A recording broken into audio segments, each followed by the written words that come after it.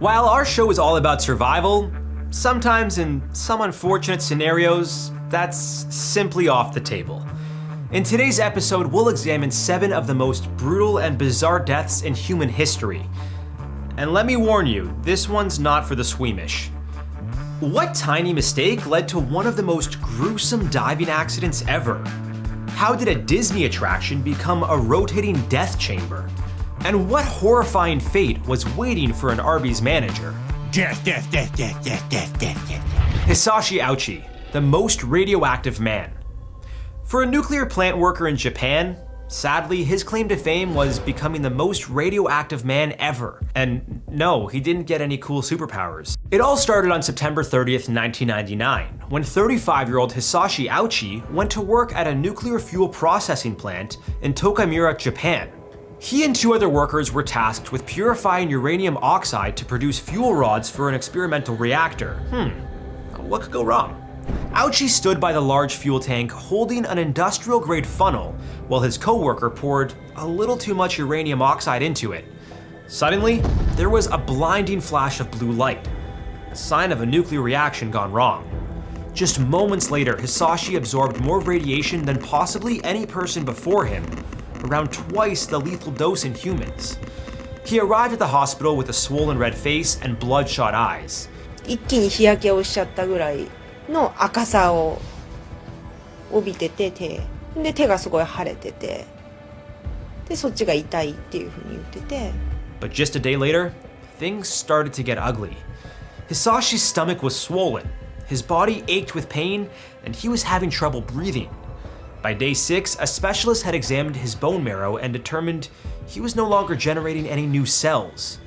His DNA was literally disintegrating.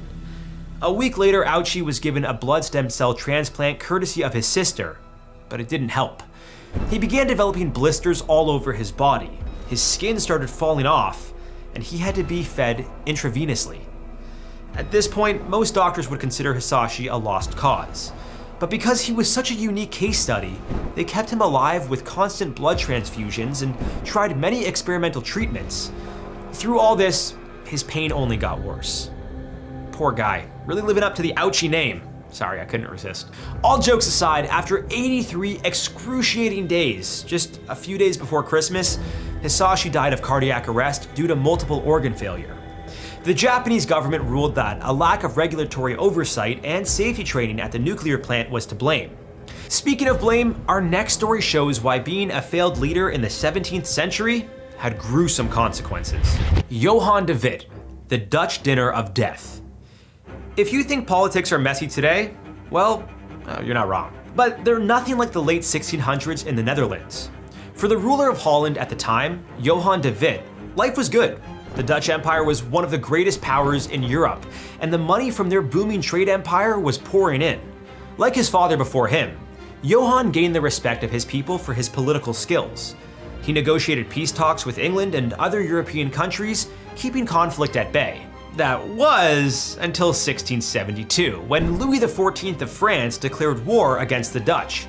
Despite having England by their side, the Dutch were quickly invaded, and things weren't looking so hot for Johan's political career. Every conflict seems to find a scapegoat, and the Dutch people picked Johan.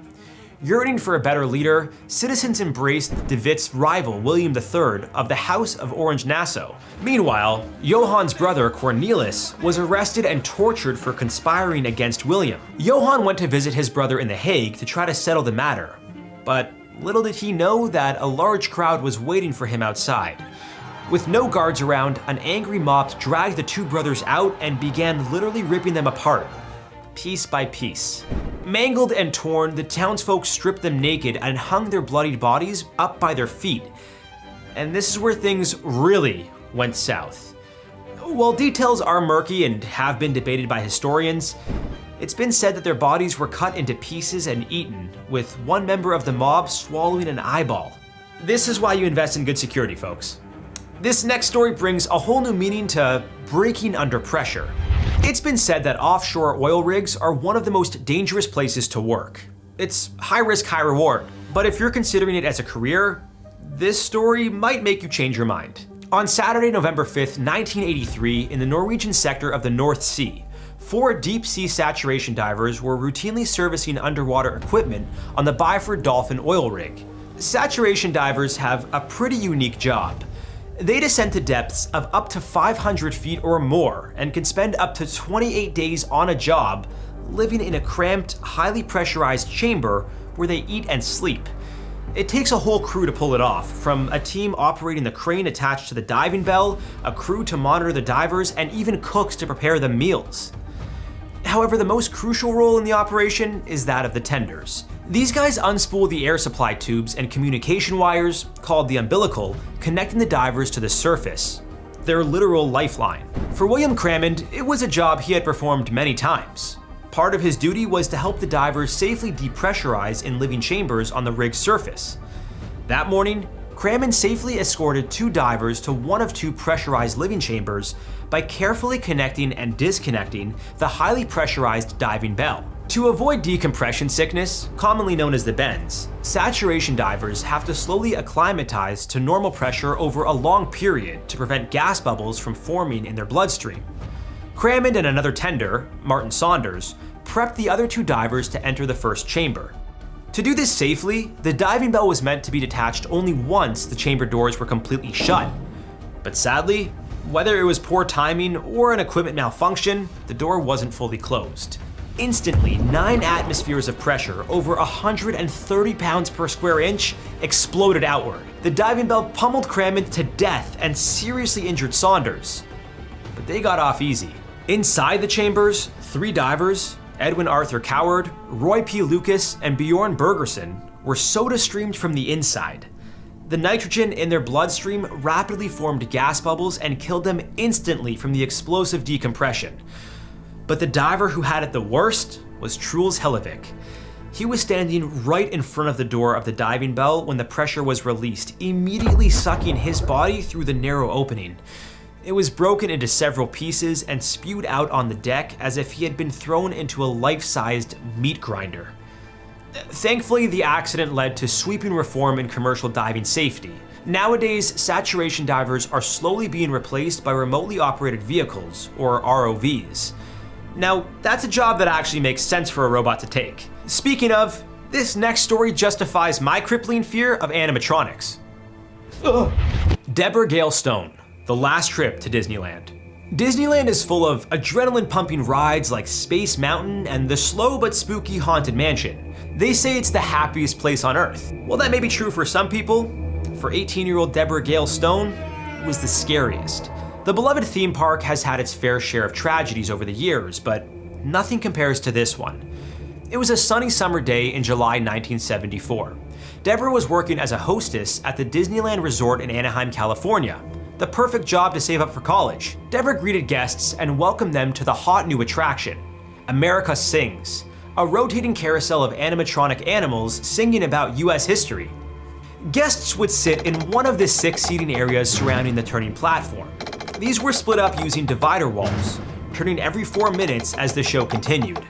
The show was a big success, but just 9 days after its grand opening, it became Deborah's final destination.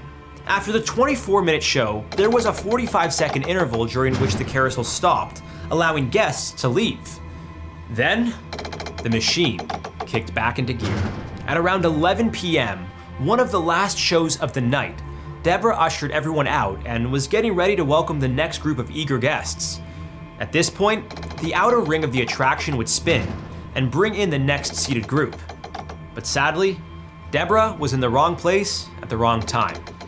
She was trapped in a small gap between the stationary stage and the moving wall. Her screams were muffled and then went silent with a crunch.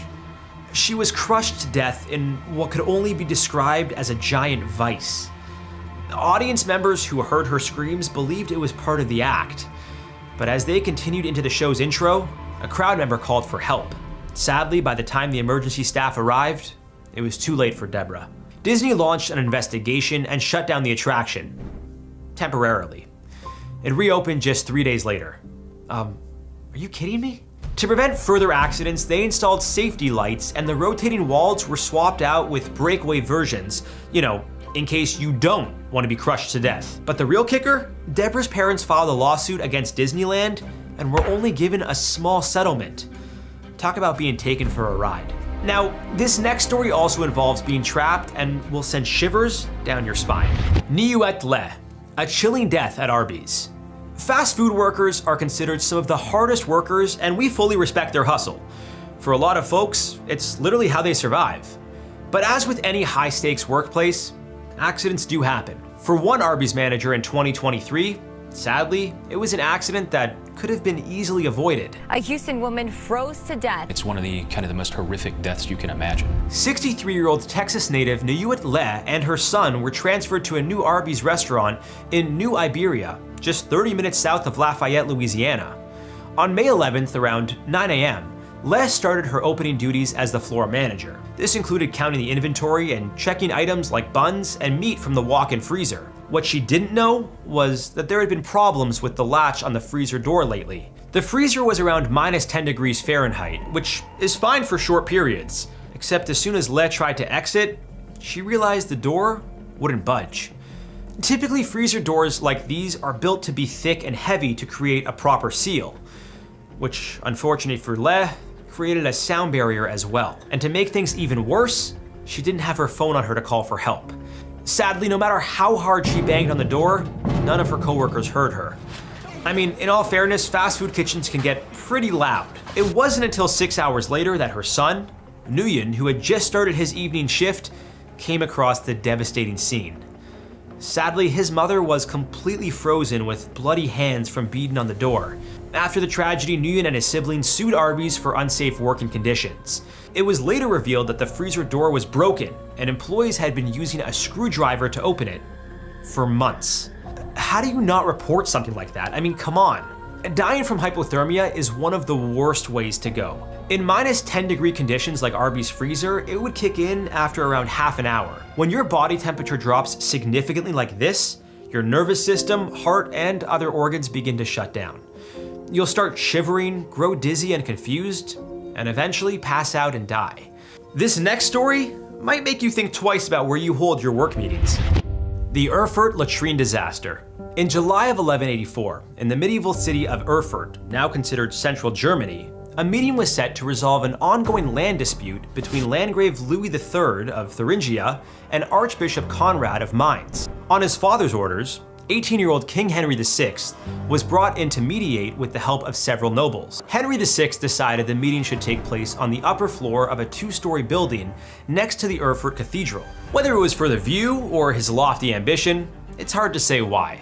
What he didn't know was that right under the ground floor was a sewage pit. Not exactly the modern plumbing we're used to. Think of it like the bottom of a giant outhouse. Everything was going fine in the meeting. Members of Henry's court arrived, along with many nobles and bishops. What Henry and the others failed to realize was the poor condition of the upper floor's rotting wooden support beams. With one noble too many on it, the floor collapsed, and the impact broke through the ground floor beneath it. Between 60 to 100 people fell directly into a cesspool of human waste. Most died from injuries from the fall or by being crushed by debris. But even those who survived the fall could not escape to safety and suffocated in a vat of excrement stew. Okay, wow, new nightmare unlocked. Luckily for Henry and Archbishop Conrad, they were sitting on a stone alcove by a window and avoided the fate of the others. As for Landgrave Louis, he wasn't so lucky, but was eventually rescued. After the incident, Henry ditched town to resume his military campaign and left Louis and Conrad to settle the dispute. Let's just say Henry didn't take shit from anybody. This next story turns up the heat and might change your perspective on kayaks. Alan Catterall, kayak factory of fear. For 54-year-old Alan Catterall, what started as a typical day at Piranha Moldings, a kayak factory in Cheshire, England, turned into a living hell. Alan had been with the company for 12 years and had worked his way up to senior supervisor. Just a couple days before Christmas in 2010, he was tasked with cleaning out an oven where plastic was molded to form new kayaks. This oven was hotter than your typical home variety, reaching 536 degrees Fahrenheit. Alan's coworker and future son-in-law, Mark Francis, was planning on proposing to his daughter that week. Mark's job was to operate the oven that Alan was cleaning. Sadly, he failed to notice that Alan was inside. He pushed the button to turn it on, and the door automatically closed shut. As the temperature began to rise, Alan banged on the door and screamed for help, which wasn't much use considering how noisy the factory floor was. In a matter of minutes, black smoke filled the factory and alerted workers nearby that something was horribly wrong. When they opened the oven door, they found Alan's roasted corpse burnt to a crisp. Melted skin was also found on the door, likely from Alan grabbing it in desperation. His devastated wife Pearl, who also worked for the company, blamed Piranha Moldings for the accident.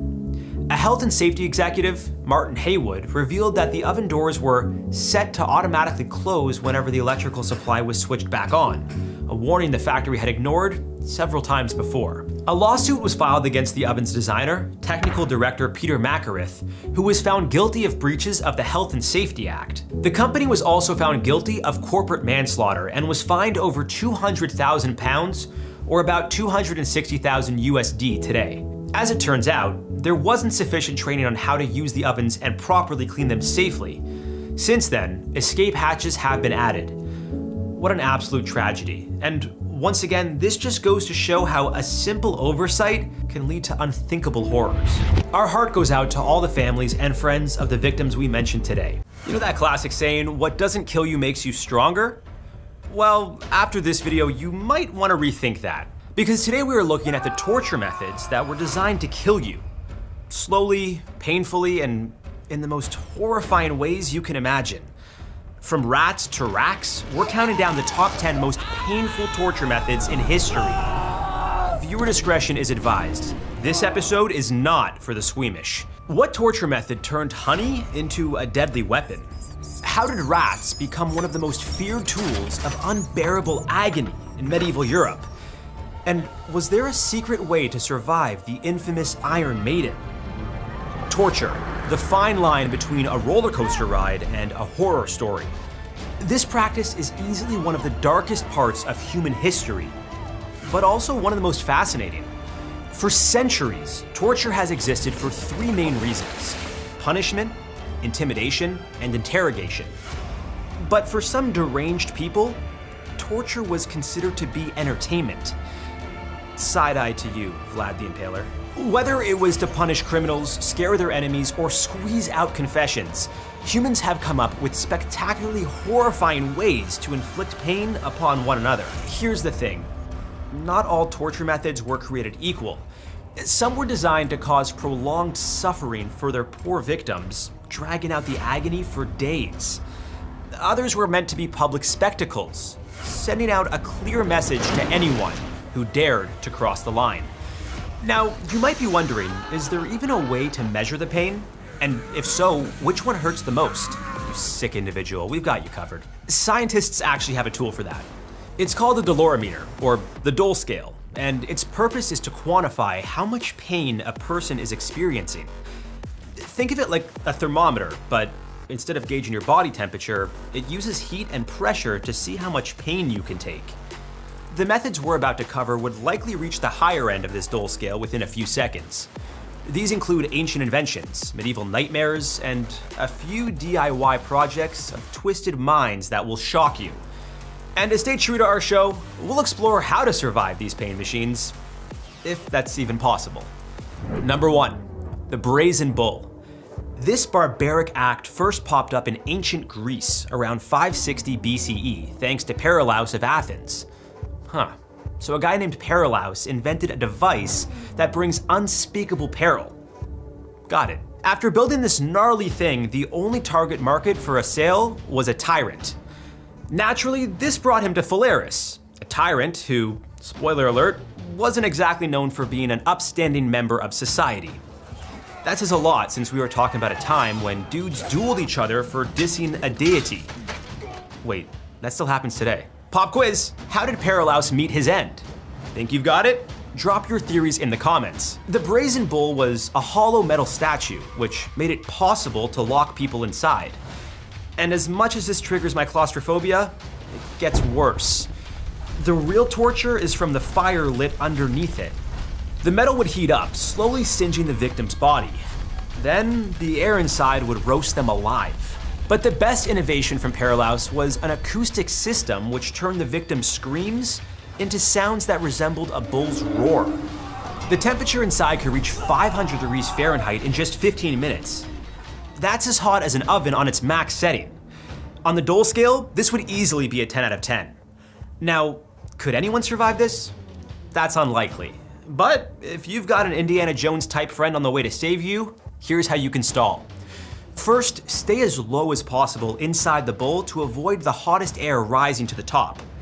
Second, if you can reach the mouthpiece, block it to reduce the oxygen feeding the fire. It's worth a shot. I hope you're not lactose intolerant, because that's going to make this next torture method even worse. Next up, we have scaphism, which was used in ancient Persia as its version of capital punishment. Here's how it worked. First, an individual was trapped between two boats of equal size. So, like a boat sandwich with a human in the middle. Only the victim's head, hands, and feet were left sticking out. Then they were force-fed milk and honey, showered with the stuff. Sounds nice, right? Wrong. This was only the start of this hellish boat ride. After this, they were left to float in a swamp of stagnant water where the milk and honey would attract flies, ants, and other creepy crawlies. These insects would swarm over them, laying eggs and consuming their flesh. Over time, other problems like dehydration, infections, and septic shock would start to develop. While the insects had a banquet, their human buffet would remain trapped in a nightmarish limbo. Still alive, but barely hanging on. Their body would become a grotesque playground for writhing maggots and swarming critters, their every movement increasing the anguish and torment. On the Dole scale, this drawn-out horror starts at a 3 and slowly, painfully escalates to a 10. Is there any chance of survival? No promises being made here, but here's what you can try. Do whatever you can to stop swallowing all of the milk and honey you're being force-fed to minimize the attention from insects. Also, if you have any fabric or clothing on you, use it to cover your exposed skin. Obviously, this would be incredibly difficult without access to your arms, but, well, we didn't say it would be easy. I'd say your best bet would be to scream for help in this scenario. Just try not to choke on any flies in the process. Of course, there are more survival theories, but they might only come in handy if you ever wind up stuck next to an ancient Persian torture enthusiast. For more pain and suffering, for all you sickos out there, make sure to like and subscribe for more incredible videos. Next up, a medieval device to enhance your stature. Number 3, the rack. The rack is one of the most quintessential torture devices from medieval Europe, and it's just as deadly as it looks. First, you're strapped to a wooden frame. Then your limbs are slowly stretched by a crank or wheel. If you're dealing with back pain, I could see your eyes lighting up. Finally, a full body stretch. Maybe there's a split second where you think, hey, this isn't so bad. But then reality hits, along with the sensation of your ligaments snapping and being pulled beyond repair. This tool was a standout during the Inquisition, often used to extract confessions, whether they were true or not. If you were lucky, it would only leave you permanently paralyzed. On the Dole scale, this is a 9 out of 10. Excruciating. But the victim doesn't always die. So could you survive the rack? Maybe, but only if you're committed to an intense yoga and Pilates routine. You'll need to relax your muscles to reduce tearing. And I know, easier said than done. It'll also help if you can feign unconsciousness. Torturers were more likely to stop if you were out cold. Of course, there's no guarantee it'll work, but what do you have to lose? But if this terrible contraption didn't get you talking, this next one sure would. Number 4, rat torture. Rat torture is exactly as horrifying as it sounds. Famous in medieval Europe during wars and uprisings, this method involved placing a heated container filled with rats on a person's body. The rats, desperate to escape the scorching heat, would instinctively burrow through the poor soul's flesh. Yes, you heard that right. Through their flesh. It was just as much of a psychological nightmare as it was physical, with the victim fully aware of what was happening. On the Dole scale, this is a 9 out of 10. Agonizing and downright terrifying. Now, could you survive rat torture? It's not impossible. First, swerve your body and try to shift the container to redirect the rats away from vital areas. Second, stay as still as possible to minimize the damage. Of course, this is literally the best you can do when you've got rats trying to dig through you. But let's be blunt here. Desperate times call for desperate measures. If rats aren't cute and cuddly enough for you, then perhaps you'd enjoy cosplaying a panda bear during our next entry. Number 5, bamboo torture. Bamboo torture is one of the most chilling methods on this list. And no, you don't get tickled with a bamboo back scratcher till it hurts. Allegedly used in Asia, including during World War II by Japanese soldiers, historians still debate its authenticity. This method began by tying a victim over a bed of young bamboo shoots. Now, bamboo grows really fast, like an inch per hour fast. So this is how it worked back then. As it grew, it transformed from a harmless plant into nature's own spear, slowly impaling whoever was lying on top of it. The bamboo pierced skin, muscles, and organs as it continued morphing into slow-motion spikes. This caused unimaginable pain and often led to fatal internal injuries. On the Dole scale, this starts at a 4, then ticks up to a 9.5 once it hits your organs. So could you survive bamboo torture? Here's what you could try, and you're gonna need to have a lucky rabbit's foot nearby for it to work. First, try moving periodically. This way you might stand a chance at angling the bamboo through a limb instead of your most vital organs. On the other hand, consider using your bindings as a way to escape. If you can free even a single arm or leg, you might stand a chance at escaping successfully. Unlike bamboo torture, where nature does the heavy lifting, this next torture method is a classic man-made horror show. Let's just say they really knew how to think outside the box in medieval times. Or should we say, inside the box. Number 6, the Iron Maiden. The Iron Maiden stands out as one of the most iconic torture devices in history.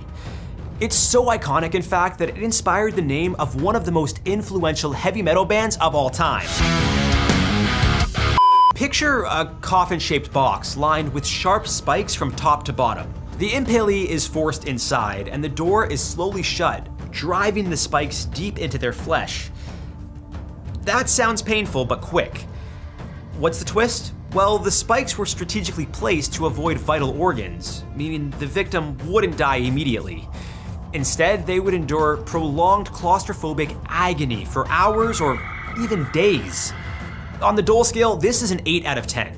Terrifying and almost always fatal. Historians debate whether the Iron Maiden was actually used in medieval Europe or if it was a later invention mythologized for shock value. Either way, it's a lasting symbol of human cruelty. Could you survive it? Unlikely. But if you're ever trapped inside one, here's a tip. Try to position your body to minimize contact with the spikes. This might buy you a few extra moments in case your torturer has a change of heart. Otherwise, escape is virtually impossible. After all that standing, perhaps you'd like to take a seat.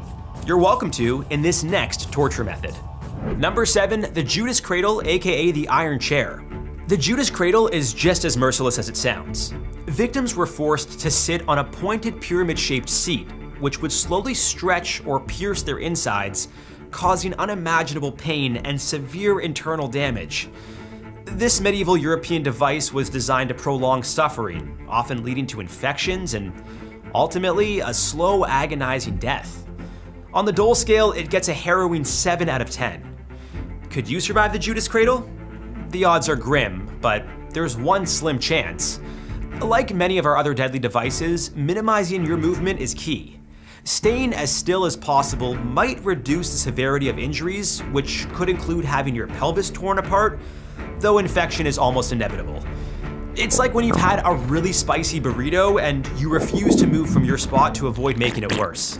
This method was less about immediate death and more about prolonged torment, designed to break an individual's spirit long before their body gave out. It was also perhaps one of the worst seating arrangements in history. If you're not interested in sitting for too long, then you should consider spinning your way through the next entry on our list. Number 8, breaking wheel. The breaking wheel was one of the most savage public execution methods in medieval Europe. It seems like those medieval Europeans had some serious issues. But in all fairness, if my diet was mainly cabbage, I'd be really bored too. In this twisted game of spin the wheel, a person had their limbs systematically bludgeoned with a hammer or iron bar, smashing their bones in the process. The goal wasn't just to kill. It was meant as a public spectacle where the victim was left alive for hours or even days. On the Dole scale, this is an absolute 10 out of 10, maybe even a 12 out of 10. The psychological torture of not knowing what gets crushed next is hard to beat. Could you survive the breaking wheel? There's one tiny glimmer of hope, and we mean tiny. If you faint or play dead convincingly, the executioners might cut their spectacle short, sparing you any further suffering. Of course, this was a rare mercy, as the breaking wheel was, after all, designed to be a dire warning to anyone thinking about doing what you might have done to get there in the first place. If you ever wondered what it's like to be an orange, what's coming next might offer a little insight. Number 9, flaying. Flaying stands as one of the most gruesome torture methods in history. The victim's skin was meticulously peeled away, often while they were still conscious, leaving them exposed to unbearable pain and trauma. This ruthless technique dates back to the Assyrians, and it was later adopted at various points in history, including the Spanish Inquisition. The pain would be nearly incomprehensible to us living in the modern era, and death was almost guaranteed from shock, blood loss, or infection. Anyone who was flayed usually went 3 for 3 on those causes. On the Dole scale, this gets a 10 out of 10 for its unrelenting agony. Could you survive flaying? Tragically, no. This method was designed to be 100% fatal, with no chance of escape once it began. It wasn't like other torture methods that had the goal of extracting information or punishing the victim, as sadistic as the punishment may have been. Instead, it was a visceral, horrifying message to anyone who dared to cross the line. This is your fate. If you're up for a game of Fruit Ninja, this next entry is sure to scratch or slice that itch. Number 10, Ling Chi, slow slicing. Ling Chi, also known as death by 1,000 cuts, is one of the most infamous execution methods in history. Used in China as early as the 10th century, it involved tying the victim to a post and slowly removing pieces of their skin, flesh, and limbs one cut at a time. This gives a whole new meaning to a weight cut. The process could last for hours, with a person fully conscious and enduring unspeakable agony. The final blow was either a fatal cut to the heart or decapitation. By then, the victim had already suffered beyond comprehension. It was as much an example of constant psychological suffering as it was physical, designed to humiliate and terrify. On the Dole scale, this gets a 10 out of 10 due to its systematic infliction of pain. I know, almost everything on this list is a 10. What can we say? History was brutal. The purpose of Ling Chi was to send a warning to anyone thinking about committing treason or planning a rebellion. With a public execution on full display, no one would dare challenge those in charge. This method was designed to be fatal, with no way to escape once it began. Throughout history, humans have shown an almost terrifying level of inventiveness when it comes to inflicting pain. From the brazen bull to Ling Chi, all of our methods of torture were gut-wrenching, sometimes literally, but they went beyond just punishment. Today, torture has evolved. While physical pain is still favored in some parts of the world, modern methods tend to focus on psychological manipulation. That's why we have practices like sleep deprivation, sensory deprivation, or isolation. The goal here is to break the mind while keeping the body intact.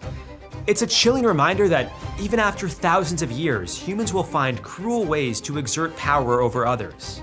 If you ever find yourself in the clink, you'd better stay on the guard's good side if you want to avoid solitary confinement. Come to the Hyatt Regency immediately. 3 sky bridges fell in. Sky bridges holding people from the 3rd floor fell and crushed. Okay. On the night of July 17th, 1981, around 2,000 people were having a blast at a dance party at the Hyatt Regency Hotel in Kansas City, Missouri, totally unaware that their lives were about to change forever.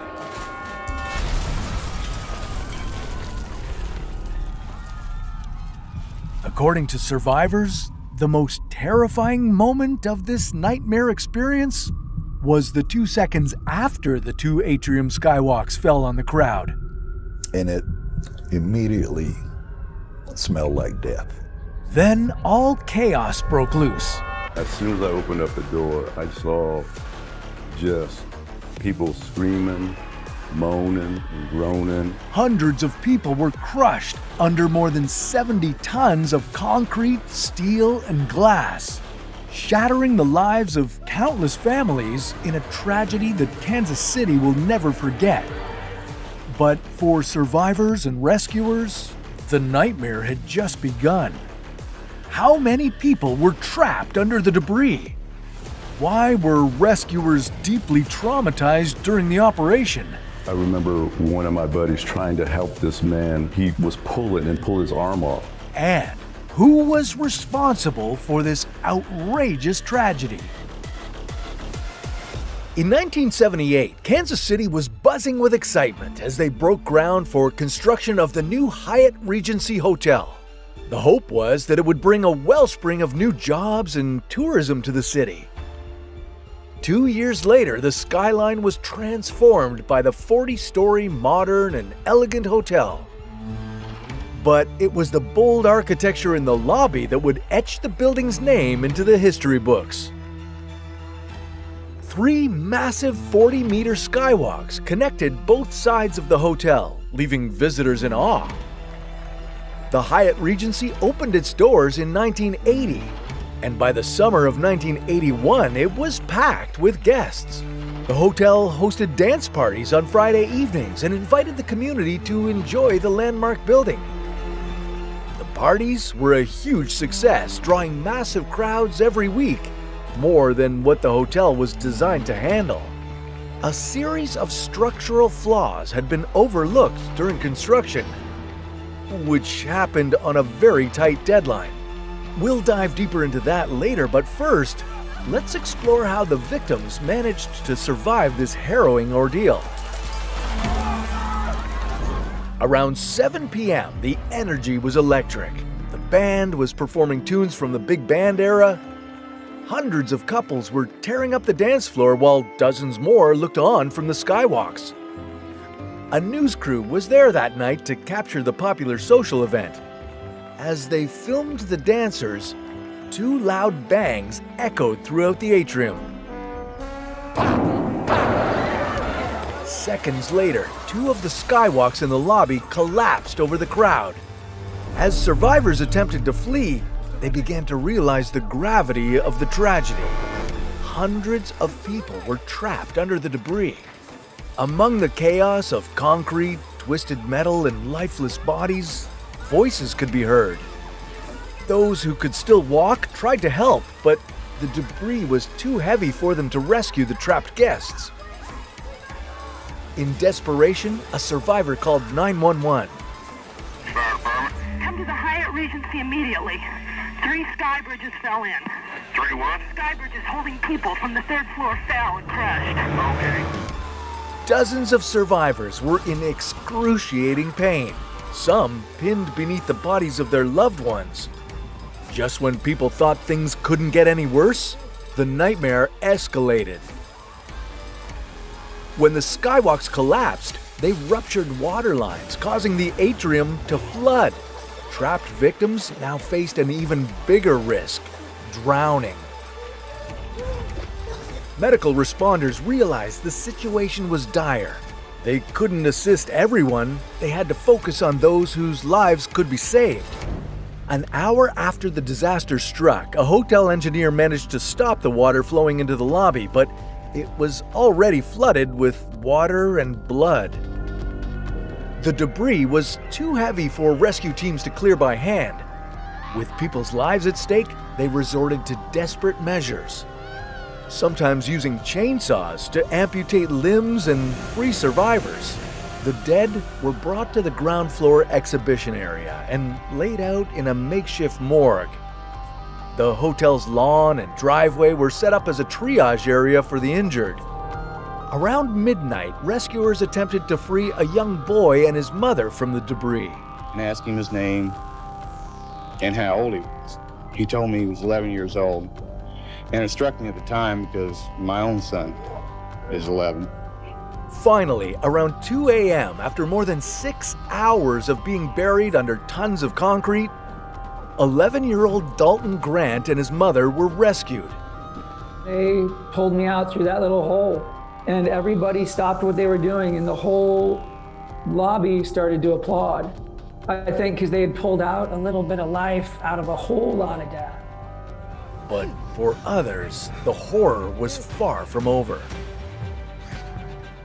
Mark Williams had been buried under a massive concrete slab for over 8 hours when he felt the powerful hit of a jackhammer. The pain was excruciating. And I'm yelling, "Hey, don't run that jackhammer anymore." I'm not just yelling, I'm cussing. I'm using cuss words that have never even been invented. More than 9 hours after the catastrophe began, he was the final person rescued from the rubble. In the end, first responders only managed to save 24 people from the debris. They recovered 114 bodies. Their own lives were changed forever. Many grappled with post-traumatic stress disorder, and without proper treatment, some turned to alcoholism, drug abuse, and depression. I remember one of my buddies trying to help this man. He was reaching, trying to help this man, and he literally, as he was helping him, he was pulling and pulled his arm off, and he just dropped it and then just ran out of there.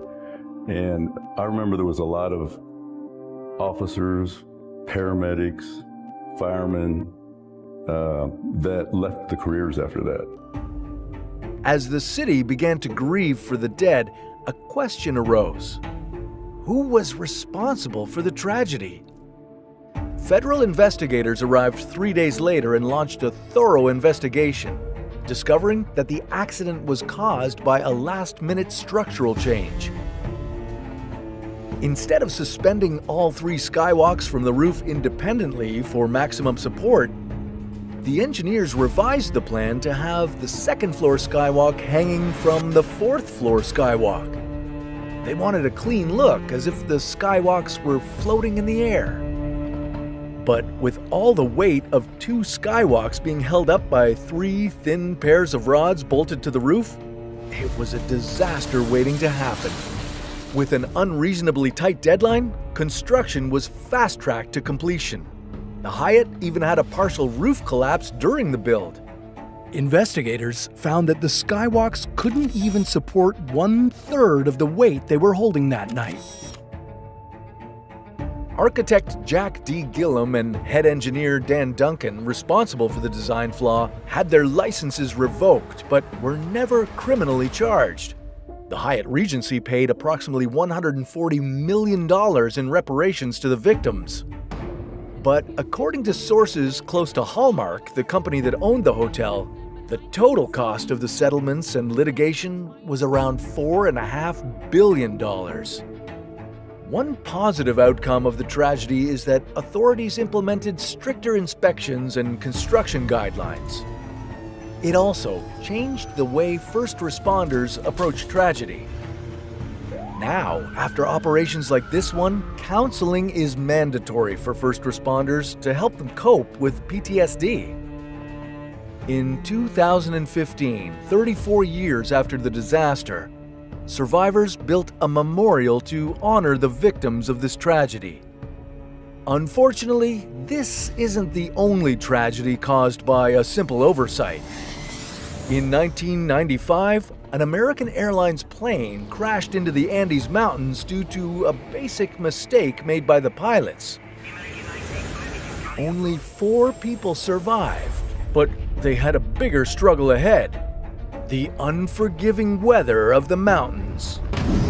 I held on as much as I could. I was clawing onto her arm and I was trying to get the other arm up to try and grab her, and I couldn't. And then she was gone. If no one was there to help pull me out, I'm dead. If the numbers aren't controlled, there will be more deaths, without a doubt. With one of the strongest bites in the world at 3,700 psi, saltwater crocodiles consider anything and everything prey. Unfortunately, 2 friends celebrating the end of one of their cancer treatments learned just how strong their bite can be. Just trying to fight And then all of a sudden, we were taken again. It was the same amount of force. We were taken. But the Nile crocodile can be just as deadly. So deadly that one infamous killer croc took the lives of over 200 African villagers, spurring a decades-long hunt. And with an even stronger bite force than saltwater crocs, crunching in at 5,000 psi, I understand why they hunted the damn thing. We're gonna catch this crocodile now. We're gonna trap him. It'll be difficult, but we're gonna get him. How did the saltwater crocodile go from an endangered species to an everyday threat to Australians? What key survival tactic saved this miner's life?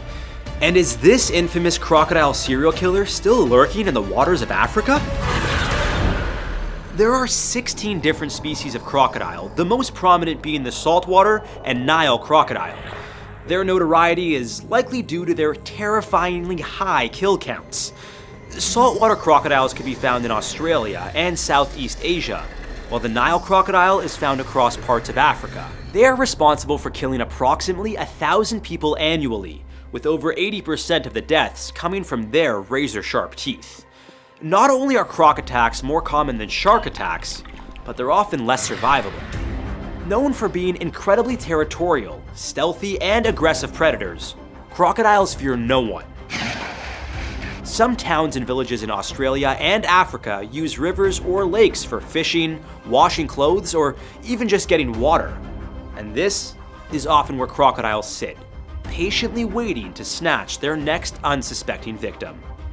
For Cindy Waldron and her friend Leanne Mitchell, that's exactly what a 13-foot saltwater crocodile was doing. And then Cindy cried out to me. And she said, "It's got me." Cindy and Leanne's friendship dates back to high school. The two formed such a close bond that they considered each other sisters. When Leanne was diagnosed with breast cancer, Cindy was by her side every step of the way, putting her best friend's recovery at the forefront of her life. After treatments and surgery, Leanne was officially in remission. Cindy and Leanne planned a trip to the Daintree rainforest off the coast of northern Queensland, Australia, to celebrate. The two stayed at a friend's place in Thornton Beach, a remote area known for not having cell phone reception, electricity, or many people. We were just so full of this joy of being together in that place, alone. We just wanted to run around, and that was exactly what we did. And in the process of doing that, we ended on the water's edge. We ended up on the water's edge. Not going waist deep into the water, the pair didn't think they were in much danger, even if it was nighttime. Although the waters were known to be crocodile infested, with signs warning visitors of that fact, the two didn't think they would be at risk so close to the shore. It was really dark. Cindy's back was to the water and mine was to the beach. And we were laughing. That's when Cindy felt something and cried out to her friend, "It's got me." Initially, Leanne thought Cindy was brushed by seaweed and tried to calm her down. She grabbed Cindy's arm and told her, "I got you." Then, it became clear that something powerful was in the waters beneath them. We were pulled. We were pulled. It was incredible. It was absolutely incredible. The croc pulled Cindy with such force that Leanne, who was still holding on to one of Cindy's arms, was yanked deeper into the water alongside her. I realized there was something, and I put my hand out, and I felt the top of its head. Then I started trying to punch and trying to hit and trying to fight, and I was screaming. The crocodile continued to pull them with all its might. Despite Leanne's best efforts to save her friend, sadly, it was too powerful. Within seconds, Cindy was gone. Leanne bravely dove underwater to find her, but without the ability to see anything, all she could do was feel around. With no luck finding her friend in the darkness, Leanne had only one thing left to do. I wanted to help, and the only help I could give was by screaming Sally's name. Screaming. Screaming for her to come back. Leanne ran into a nearby business after returning to shore and found someone to call the authorities. She was taken to the hospital for shock treatment and puncture wounds in her arm. A search mission began, and a 13-foot crocodile was caught and killed. After further investigation, Leanne's worst nightmare came true. Sydney's remains were inside the croc. What happens if you come across something like this in the wild? You just wouldn't want to be in the water with something like this trying to get you, you know, like you wouldn't have much of a chance, I'm afraid. What would you do in a situation like this? Although it may seem impossible to survive a crocodile attack, never say never. If you find yourself in croc country, you'll want to avoid any waters where they may be hunting for their next victim. Be aware of your surroundings, and if you spot one, back away slowly.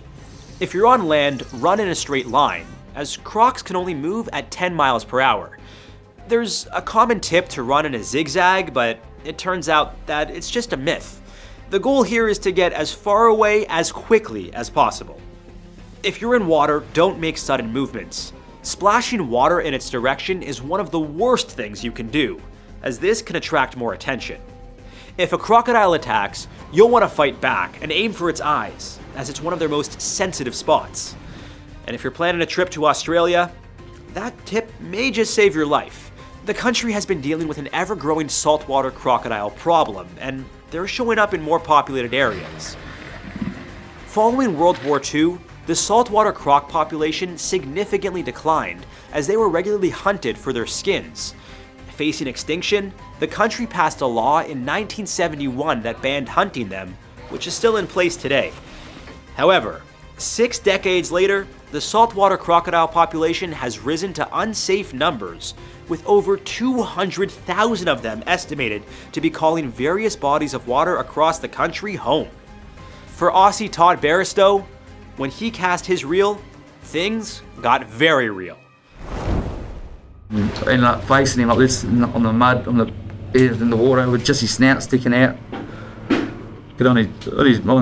On both my legs, just growling like that. He can just growl at me. And I'm like, this is it, he's gonna pull me in. In 2011, 28-year-old miner Todd Barristow and his dog went fishing in Weipa, North Queensland.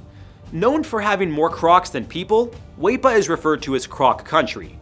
Queensland's government website warns that even if an area doesn't have a crocodile warning sign, assume there are crocs in the water. But despite having that knowledge, many fishermen willingly fish in croc-infested waters. You reckon it's safe here, dude? It's not 100% safe, that's why I certainly keep a good eye out. You reckon you'll see it coming?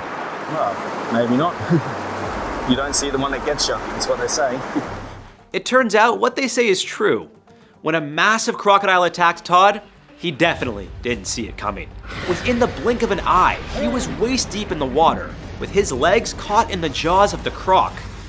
Todd attempted to pry the crocodile's mouth open to get it to release its jaws, which only made matters worse. And I went, tried to put my hand down and try to get him off, and he took another bite, and that's when he must have pinned my hand to the leg. With both legs and one of his hands trapped in its jaws, Todd reached for a mangrove branch to avoid being pulled under. So I started just yanking this one as hard as I could. I managed to pull it off. Pull it free. Pull it free, but at the same time I pulled my finger off. But what's the finger? While being attacked, Todd's dog, Dig, unfortunately wasn't much help. Rather than barking, it was sniffing around. In an act of desperation, Todd attempted to sacrifice Dig for his own life. So I grabbed him and I threw him over my back, hoping that he'd take him, you know, because I've heard a lot of stories, crocs like dogs, you know. So you threw your dog in the water? Threw the dog in the water, hoping he'd let go. As a sacrifice? Sacrifice, so I can go, get out. Let's just hope they patched up their relationship later. We've seen what angry dogs can do. The croc was not interested in Dig and continued crunching down on Todd's legs. After tirelessly fighting to break free, his last resort was to yell for help. Thankfully, fellow miner Kevin Bevan heard Todd's cries and quickly jumped into action. Kevin used a nearby mangrove branch to hit the crocodile on the head, hoping it would let go. He then managed to pull Todd free. You could hear him screaming, could you? Yeah, mate, he was bellowing for his life. Bloody screaming. I ran out there and latched onto him, and he was just saying, "Don't let go of me, don't let go of me, it's got me." After a 30-minute struggle, Todd was no longer in danger of being eaten alive, but was in desperate need of medical attention. He needed to be airlifted to a nearby hospital with both his legs broken and severe puncture wounds, dislocated joints, a missing finger, and cuts to his hands. Thankfully, his injuries weren't life-threatening, and after surgeries and rehab, he was able to recover. Todd's fighting with everything he had in him is a key reason he survived. This allowed Kevin to come to his aid and ultimately rescue him. Let Todd's story remind us that when pushed to its absolute limits, the human spirit is much stronger and more resilient than we could ever imagine. While saltwater crocodiles spur terror to Australians, hundreds of African villagers have fallen victim to one giant killer beast who could still be lurking in the waters of Burundi to this day. We're gonna catch this crocodile now. We're gonna trap him. It'll be difficult, but we're gonna get him. One bite from a Nile croc is enough to crush every bone in your body. It's hard for experts to be certain, but it's estimated on average, Nile crocs kill 200 people annually. Found in fresh waters, mangrove swamps, and of course the Nile Basin, run-ins with humans are more common than I'd like to admit. And let's just say it's rare for a croc to be on the losing end of those encounters. The average Nile croc is usually around 16 feet and weighs 500 pounds. But the larger ones can reach up to 20 feet and weigh over 1,600 pounds. And then there is Gustav, believed to be one of the largest and deadliest crocs across the continent. This 20-foot, 2,000-pound monstrosity is known for his terrifyingly high kill count, estimated to be around 300 people. There's the beast. Gustav can be found roaming the northeastern shores of Lake Tanganyika, and over the years, he's garnered a reputation similar to that of the Loch Ness Monster or Bigfoot. The only difference is that multiple confirmed sightings of this killer crocodile have occurred, as have numerous missions to capture it and end its killing ways. Patrice Fay, a self-taught naturalist, made it his life's mission to capture Gustav. In 2004, Patrice and a film crew documented their attempt, but unfortunately for them, the beast did not fall for their trap. In 2019, a report claimed that he had finally been killed, although there was no evidence or much concrete proof to back it up. Many think Gustav, estimated to be nearly 100 years old, is still roaming the waters, snatching up unsuspecting victims and etching his name into the history books. There is only one way to find out if he's still alive, and it won't be me going down there, so give me a shout when you do. My advice for surviving a Nile crocodile attack is the same as for surviving a saltwater crocodile attack. Avoid them at all costs. Aim for the eyes and head if you are being attacked by one. Fight back as hard as you can because these things show no mercy, often eating their prey alive. Crocs are also known for their signature death roll, a maneuver often used to rip off chunks of flesh or bones out of sockets. You can think of this as a crocodile's deadly finishing move, if this was a video game. And they're also smart enough to know that most of their prey can't breathe underwater and will intentionally drown larger targets. Now, knowing how dangerous crocs can be, I hope you'll do whatever you can to avoid croc-infested waters. Some people, however, ignore warnings often until it's too late. When it comes to crocs or any wild animal, respecting their space and knowing the dangers of your environment will significantly increase your chances of survival. Unfortunately for the Japanese soldiers fighting for Ramree Island during World War II, their knowledge, or lack thereof, ultimately ended up leading to one of the worst crocodile feeding frenzies in history. At least 100 dead and more than 200 injured is the tragic toll of the serious train accident that occurred in Lower Saxony. Authorities fear that more victims lie in the rubble. What started as a regular day for travelers on the Eschede train headed to Hamburg, Germany, became a deadly nightmare. The wreckage of this high-speed train is spread for yards around. 4 of the carriages lie mangled together. One wagon was lying beneath the destroyed bridge, and all the others were folded up like an accordion in front of the bridge. In an instant, 100 people lost their lives, and more than 80 passengers were hanging on for dear life among the wreckage. And for the brave rescue teams, it was one of the hardest and most devastating days of their lives. It was one of the worst experiences I've ever had. Such a massive accident scene. This was almost impossible for me. It took a long time for me to get my head around all that happened. The most heartbreaking detail about this horrific tragedy is that it could have been easily prevented. Whether it was a simple act of negligence or a flawed design, we'll uncover what truly caused what is considered to be the world's worst high-speed train catastrophe of all time. Why did passengers suspect something was wrong with the train before the accident? Why was the train's employee policy to blame for so many deaths? And how did the disaster forever change train engineering standards? Before we uncover the truth, like and subscribe for more survival videos. High-speed trains first began operating in Japan in 1964.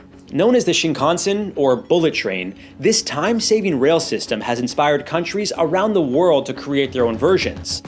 In 1971, Germany took note and came up with the inner-city rail system, capable of carrying passengers up to 124 miles per hour, which connected towns and cities nationwide.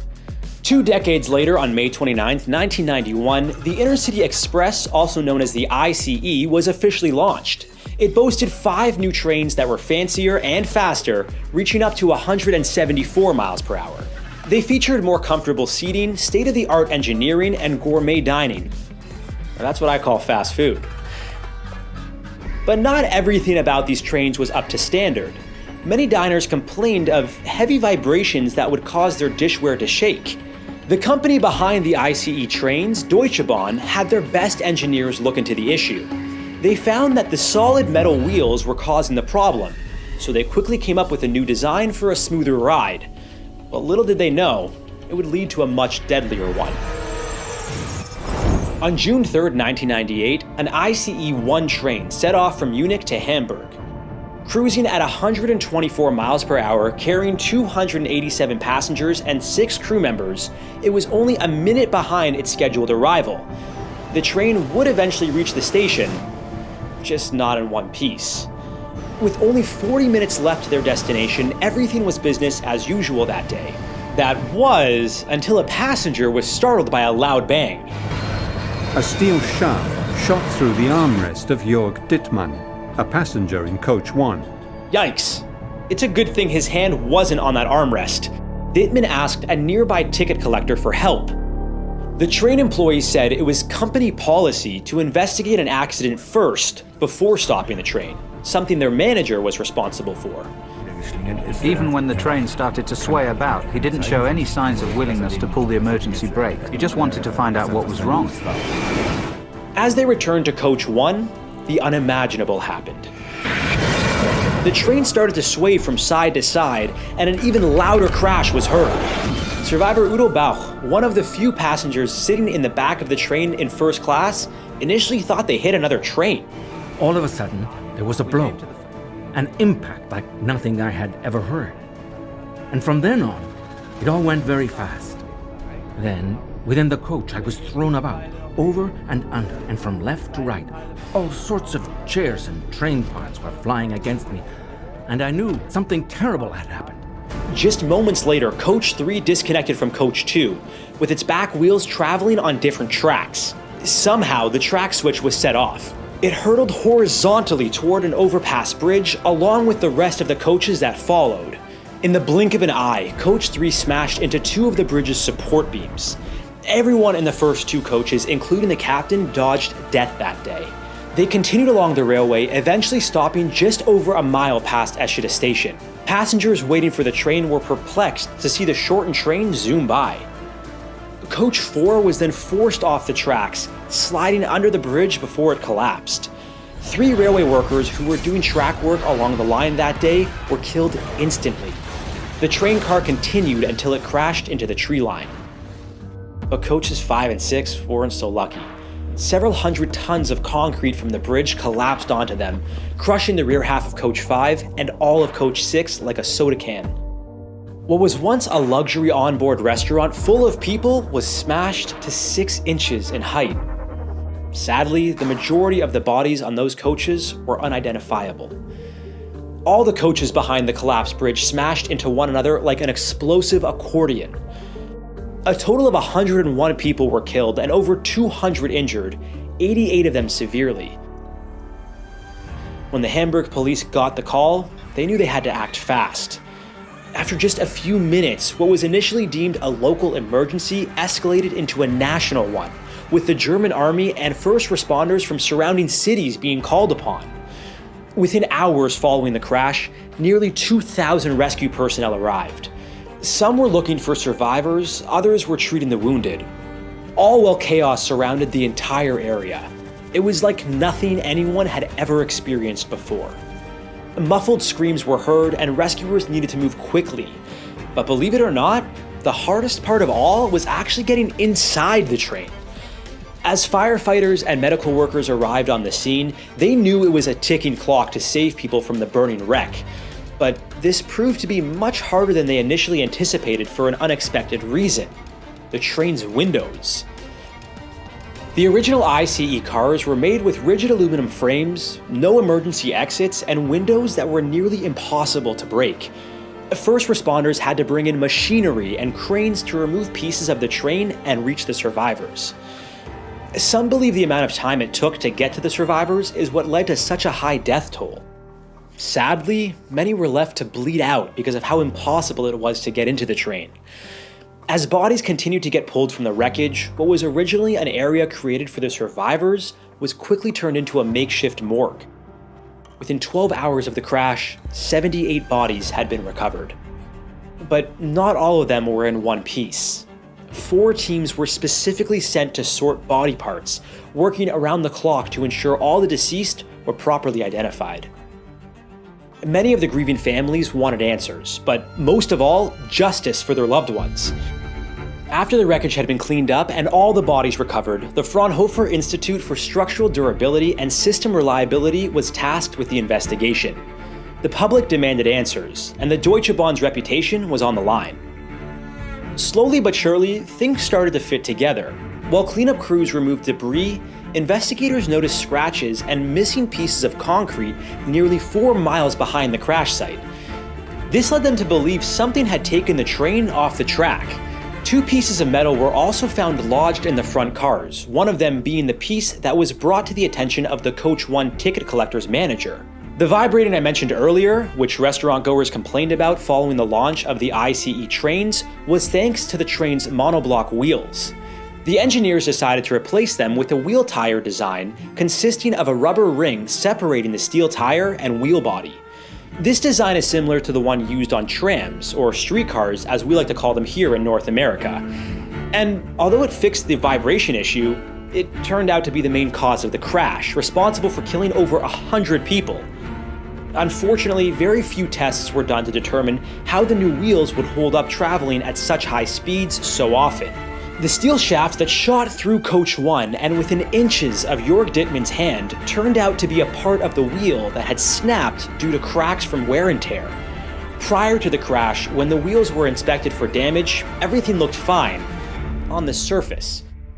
When the wheels were examined for cracks, in a normal solid wheel, one examines the outer tread of the wheel, where the cracks are likely to form between the wheel and the rail. On this occasion, nobody was examining the inside of the wheel, and so the crack remained undetected in inspections because it wasn't being looked for. Many sources believe that if the train manager had stopped the train when it was brought to his attention that a piece had shot through Coach 1, the disaster might have been avoided altogether. As we mentioned earlier, it was company policy to investigate before engaging the emergency brake. He was simply following protocol. But the wheel cracks and company policy weren't the only factors to blame for the disaster. Insufficient emergency procedures and poor bridge construction are also at fault, and a lack of communication between the conductor and the crew could also be to blame. If the train had been stopped immediately the accident had have happened, the disaster might have been avoided. One of the ways in which that could have happened was if the driver had some indication that there was a major fault on one of the bogies. Just to clarify, a bogie is the train's undercarriage where a set of wheels are located. The driver was able to monitor the level of toilet water on the Eshida train, but surprisingly, he had no way of knowing the state of the train's wheels. Aside from that, even after the emergency brakes were finally engaged, the train still continued for several miles. Had it stopped sooner, many lives could have been spared. And had the bridge been built with a stronger foundation, it likely wouldn't have collapsed so easily and crushed coaches 5 and 6. But there is one silver lining to all of this. It could have been much worse. The train was only about 44% full on the day of the crash. It was also running a minute behind schedule. Another train, ICE 787, which was going in the opposite direction, was running 2 minutes ahead of schedule. Had they both been on time, 787 would have crashed into the wreckage, significantly increasing the death count. For the survivors and those dealing with the sudden loss of loved ones, their suffering would continue well into the resulting trial, focused on the actions or non-actions of all those involved with the ICE trains. After an investigation was completed, charges of negligent manslaughter and negligent cause of bodily harm were brought up against those deemed responsible. In this case, it was 2 engineers from the train operating company, Deutsche Bahn, and 1 employee from the company who manufactured the wheels. The indictment totaled 186 pages and the trial lasted 53 days. The trial was very painful because the outcome was such that no one was found guilty. The fact that the engineers were given just a mild fine. The outcome of the trial was for the survivors and the families of the victims, well, it was like a slap in the face. But Heinrich Leuven, who lost his wife and daughter in the crash, felt justice wasn't served. He argued the men on trial were being used as scapegoats. Leuven felt that rather than punishing the employees who followed orders, those responsible for running the company, including the head of the board, Roland Heinisch, should have been held responsible. After agreeing to a plea bargain, the defendants were required to pay 10,000 euros each. By 2008, Deutsche Bahn would pay 32 million euros to cover medical bills, loss of income, injury compensation, and property damages. Relatives of the deceased were paid nearly 14,500 euros, while some survivors were paid less, depending on the severity of their injuries.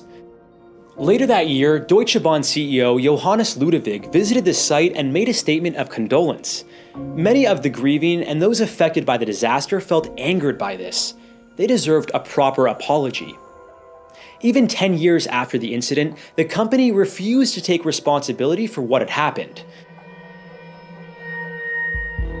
Immediately after the accident, all ICE trains were stopped from operating, and it was determined the new wheel tire design would be replaced with the old, vibrating monoblock wheels. New windows were installed, specifically with brake points in case of emergency. Protocols were also updated, allowing passengers to pull the emergency brake without needing approval from the train manager. Speaking of, the train manager was cleared of all charges, as it was determined he was just following company policy. It took nearly 15 years for the company to properly apologize and take responsibility. It is my heartfelt wish to express my deepest sympathy and condolences. The new CEO, Rüdiger Grube, took accountability for an incident he had no part in. Years later, the railway was repaired, and 101 Japanese cherry trees were planted for each life lost in the tragedy. Every spring, they blossom in memory of the victims. As terrible as this tragedy was, it was a wake-up call for the world. It led to updated safety standards across the entire industry, better engineering, and hopefully, it will prevent anything like this from ever happening again. Sadly, it's not the only time an engineering oversight led to a mass tragedy. And it immediately smelled like death. If you haven't heard the story of the Hyatt Regency Hotel, it's heartbreaking. You joking? We all thought he'd be out by now. Are they starting to get a little bit worried about all this?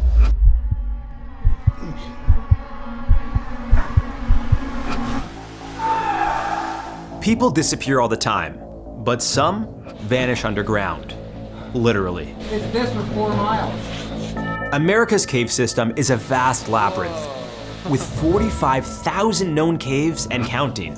Go deep enough, and you cross a line from explorer to victim. Search and rescue crews tried different methods to get John out. One map shows America's caves. Another shows where people vanished without a trace. And the match is chilling. The missing cave diver's remains have been identified after 21 years. Cave stories fall into two types: epic escapes or slow, brutal deaths. This episode is about the second kind. We're looking at 3 of the deadliest caving tragedies ever recorded, and how you might survive what these cavers didn't. How can rain turn your exit into a tomb? Why did 2 teens dive into a tunnel they couldn't escape? And what made rescuers seal a cave with a body still inside? You're about to find out. Claustrophobia, I'm kind of frozen right now. John Edward Jones wasn't just a thrill seeker. He was a med student, a husband. He'd never been to Nutty Putty, a deep cave system west of Utah Lake. Nutty Putty is a maze of tight twists and claustrophobic choke points. Basically, if you can't bend like a slinky with a headlamp, this cave isn't for you. At 8 p.m. on November 24th, 2009, John, his brother Josh, and a few friends arrive at Nutty Putty Cave. They're excited, but underprepared. The cave is more dangerous than they realize. They weren't unfamiliar with caves, but they hadn't caved a lot in recent years. Also, Nutty Putty, they didn't have perfect information. The group entered Nutty Putty Cave through a 30-inch opening, the only way in. They thought they'd crawl in, snap a few pics, and be home by midnight. Howdy, partners. Inside, things started off fine. Okay, here we go. The Nutty Putty Cave. The group explored a wide cavity called the Big Slide. Then, John and his brother decided to go deeper, toward a narrow passage called the Birth Canal. A tight crawl space that requires belly crawling and even rattles experienced cavers. That's where John made a wrong turn. Instead of veering right, he crawled left. Unaware, he was heading toward a narrow dead end. He spotted a tight opening, only 18 inches high and 10 inches wide. He slid in head first, thinking it would eventually open up. In a constriction, going head first, you never want to end up really going down. Unfortunately for John, he became completely stuck in the tiny, unmapped tunnel. John was upside down, 700 feet from the entrance. It becomes much more of an emergency to get them out of that position because of those physiological issues that can come from having your organs push on your diaphragm. And being trapped upside down isn't just painful, it's torture. In medieval Japan, they called it tsurushi. Blood floods the brain. The heart strains to keep up. Most people can't survive more than 6 to 8 hours. John yelled for help, and his brother Josh found him, legs sticking out, pinned tight. Josh had to crawl out of the cave to call 911. He tried to pull him free, but it only made things worse. He'd worked himself face forward through a series of tight passes to a point where he couldn't back up. Within hours was the first expert on scene. So you usually have what's called a hasty team. That's the first people that go in there, going fast and light. They bring some snacks, they bring some water, they bring some joy, just to get down there and see what's up. Then they'll come back to the surface and rescue plans kind of develop from there. He was still very lucid, just, Susie, I really want to get out of here. We're gonna get you out of here. Let's try a couple things. He was pretty thirsty. Her assessment? This was serious. Call in the cavalry. Unforgiving. 26-year-old John Jones went to BYU. Search and rescue crews tried different methods to get John Gravity out. was really working against him, and he didn't have any leverage. Earlier today, we all thought he'd be out by now. Are they worried? Are they starting to get a little bit worried about all this?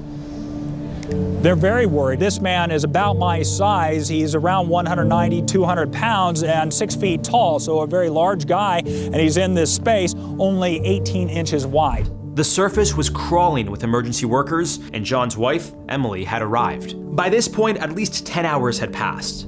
One of the major issues with any sort of caver that is stuck is that they are touching the walls of a cave, which is actually a really good way to get hypothermic really quickly. By the time I got here, I think John had probably been in 12, 15 hours. Rescuers tried everything. air hammers to widen the rock, peanut oil to grease John free. They even discussed breaking his legs. Nothing worked, and time was running out. In a lot of cave rescues, you rely on the person being rescued to help out to some capacity. As soon as they can't help out at all, it becomes significantly more difficult. Eventually, rescuers built a rope and pulley system to hoist John out. So they want to look at, is there any loose rock, anything that may, fall or crush this person, may fall or crush us before we start working on the system. Rescuers bolted a pulley system into the rock for more leverage. It was their best and last option. At first, it worked. John began to inch out of the tight passage, but then, disaster. The anchor system snapped out of the cave wall. A carabiner violently whipped loose and seriously injured a rescuer. And John, he slammed back down even deeper. His legs were numb. Blood pooled in his head. We just sat there in the cave and, what are you gonna tell people on the surface? It then became obvious that they probably weren't going to be able to do anything. Rescuers tried to keep him calm, but his body was failing. It's hard to say it's not a rescue anymore, it's a recovery. So I didn't sleep much after that. And at that point, John was hallucinating and all kinds of other things as his body sort of broke down. There was nothing left to try, and everyone knew what that meant. Brandon Kowalis went back in for one last check. He was not responsive, and his feet started kicking, and then he was gone. After laying upside down more than 24 hours, at midnight, Jones was declared dead. John's body finally shut down. Blood flooded his brain. His organs failed. His death was inevitable, and it came before rescuers could get him out.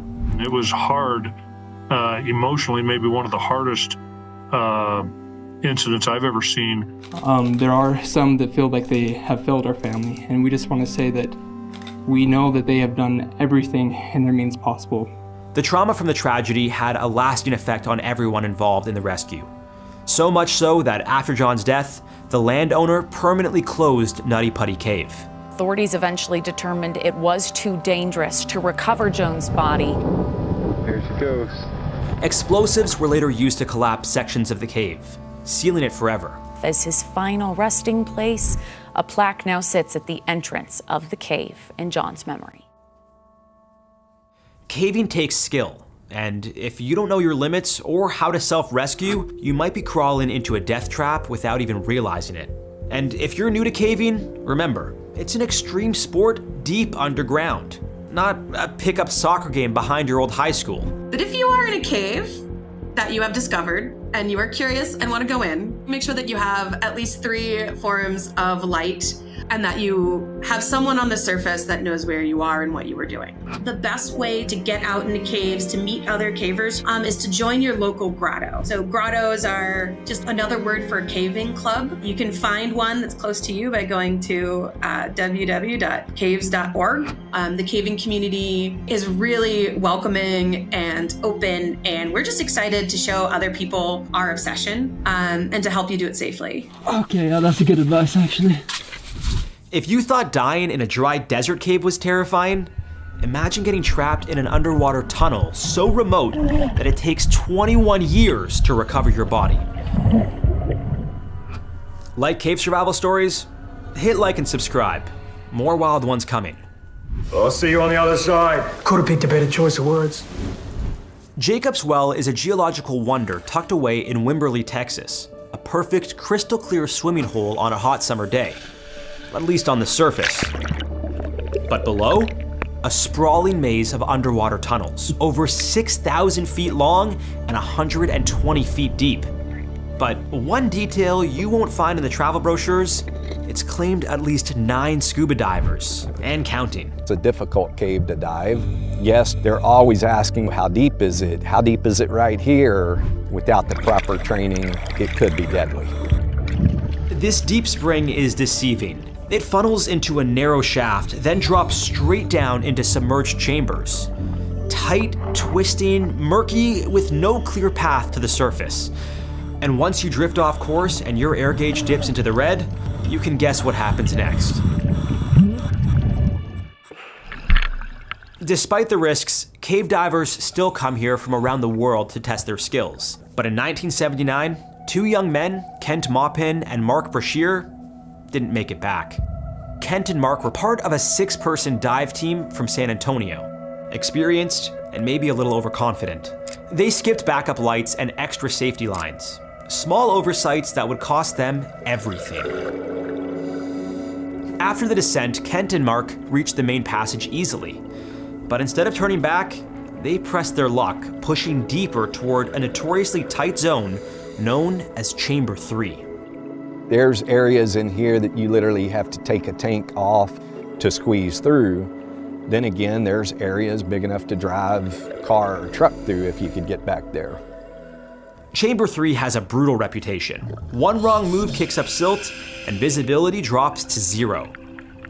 Joe, one of the other divers, could see Kent and Mark were pushing it. He banged his knife on his tank, a warning. They didn't have enough air to make it back. No response. All he could do was shine his light toward the tunnel, hoping they'd follow. The only thing you really hear is yourself breathing. Otherwise, there's no sound. They were using guideline reels, standard cave diving protocol. A lifeline unspooling behind them, so they could find their way back in 0 visibility. But at some point, Kent's line snagged on a rock. Moments later, it detached completely. They were trapped. One tiny misstep had turned Jacob's well into a murky underwater maze. No exits, no landmarks, no clear path home. Then, panic. They were never seen alive again. The dive team realized quickly that Kent and Mark hadn't surfaced. With thousands of feet of tunnels, an immediate search was impossible. When police arrived, hope was already fading. Deep down, they knew the 2 friends were gone, but they had to try. One diver believed he saw their bodies buried in gravel. Rescue diver Don Dibble dove in to clear the passage. But the gravel shifted and pinned him. With no visibility and his arms trapped, Dibble ran out of air. He thrashed free just in time, but the rapid ascent gave him decompression sickness. His stomach wall ruptured. Doctors said it was like having 5 burst appendixes. Eventually, a team brought in a large hose to vacuum gravel from the cave, but the effort backfired. More gravel shifted, making it even more dangerous. With visibility near 0, the search was called off.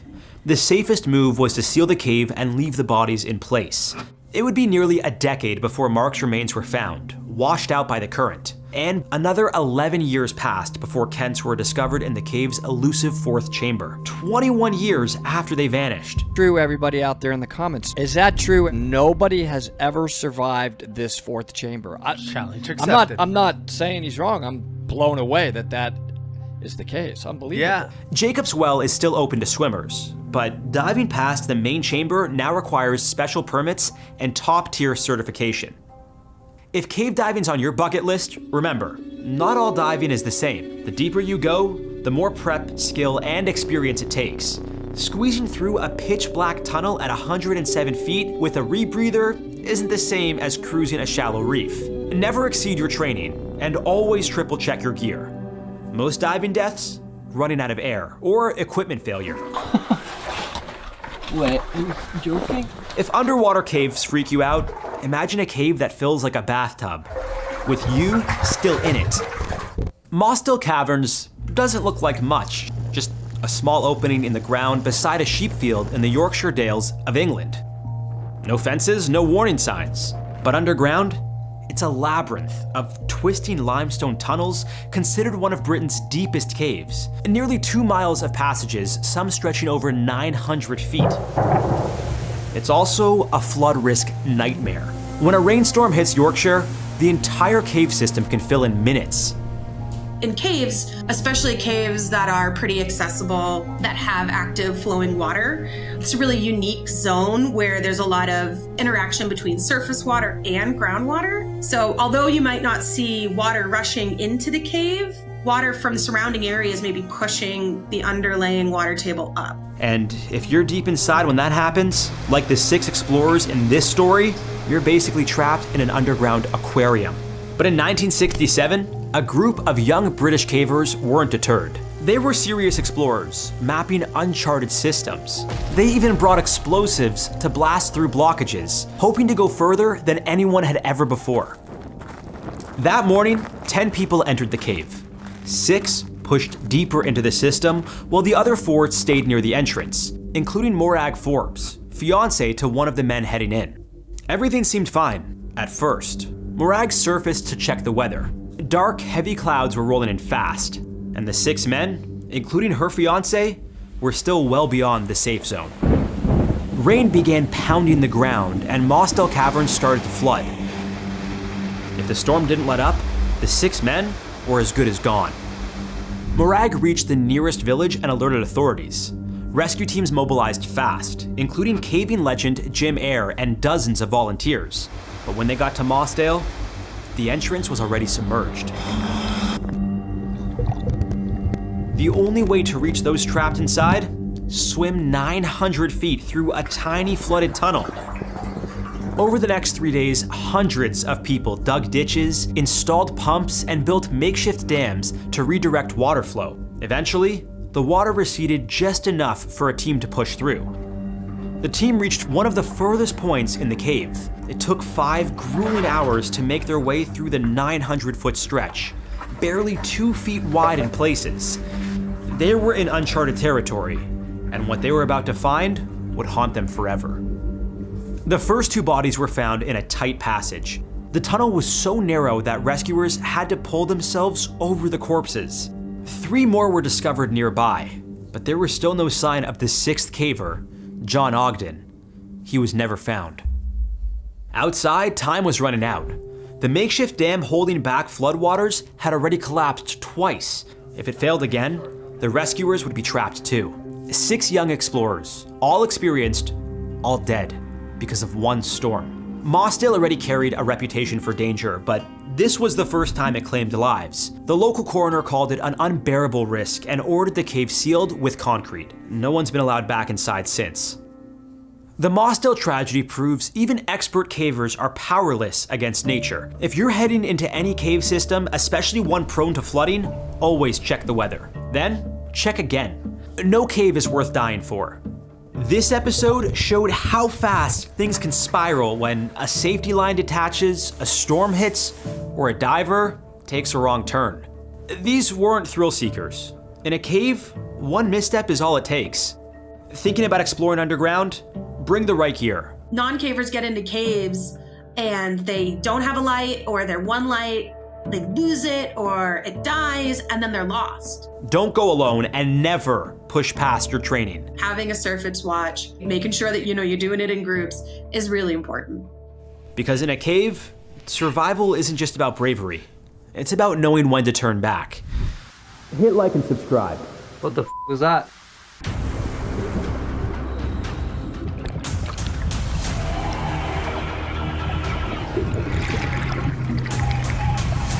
On February 14th, 2014, 5 Finnish cave divers set out for the ultimate challenge: to traverse Norway's ice-cold underwater Plura cave from end to end. Their goal was to reach Steinugaflaget Cave, the long way. The expedition involves a 5-hour dive to depths of more than 425 feet. Along the way are sharp rocks, narrow passages, and ice-cold waters that reach temperatures as low as 35 degrees Fahrenheit. One false move could rip open your dry suit and leave you drowning in an icy grave. Even panicking can kill you. Something they would learn all too well. At the start of their expedition, everything was going according to plan. But at one of the deepest points of the descent, the unthinkable happened. How did 2 of the Finnish cavers die? How did the other 3 barely make it out alive? And why did the divers break the law? Before we dive deeper into this one, make sure to like and subscribe for more incredible survival stories. Plura Cave is located beneath a 115-foot wide river. Steinugaflaget, a long and colorful cave section, appears about 1,640 feet deep, making it a hot spot for cave diving enthusiasts. Most divers will turn back the way they came upon reaching this point, but more skilled divers will go further into the cave's depths, where the path gets darker, colder, and more challenging to swim through. For these 5 Finnish friends, it would be the ultimate test of their caving skills. They set out to navigate the entire cave system backwards, starting at the most difficult entrance, an icy pond. Then heading through miles of deep, craggy passages to reach Steinugoflaget Cave on the other side. The group consisted of Patrick Gronqvist, Jari Huotarinen, Vesa Rantanen, Jari Usamaki, and Kai Konkinen. And this wasn't their first rodeo. They've done several dives together, like exploring the Ojamo mine west of Helsinki. Patrick and Kai had previously explored the entire cave system of Plura in the opposite direction in 2013. But for Jari H, Vesa, and Jari U, this would be their first attempt. Given their experience with previous dives, it didn't seem to be much of a concern, but they fully understood the dangers. The deeper the dive, the greater the risks. Hypothermia, decompression sickness, carbon monoxide poisoning, and equipment malfunctions were all deadly variables they knew they were getting into. The 5 friends headed to Plura together, preparing themselves for what they thought would be a 5-hour dive. They hitched a trailer to their van containing a snowmobile, underwater scooters, dozens of diving tanks, and necessary gear. Together, they created a plan to ensure the dive went smoothly and safely. They broke ice at the pond late in the afternoon, expecting to resurface before it got too dark. Instead, they would be below the surface for nearly half a day. Before we go fishing for more survival tips, I'd like to introduce you to today's video sponsor, one of my favorite mobile games, Fishing Clash. I have so many fond memories of fishing as a kid, from my very first catch canoeing with my dad to that big pike that broke my rod. With Fishing Clash, I can relive these memories and build new ones right here on my phone. You could fish anywhere across the globe, even where this episode takes place, in the icy waters of Norway. From freshwater to saltwater, there are tons of different fish to reel in. Catfish, trout, salmon, bass, marlin, and more. And the cool part is, Fishing Clash is officially partnered with Major League Fishing.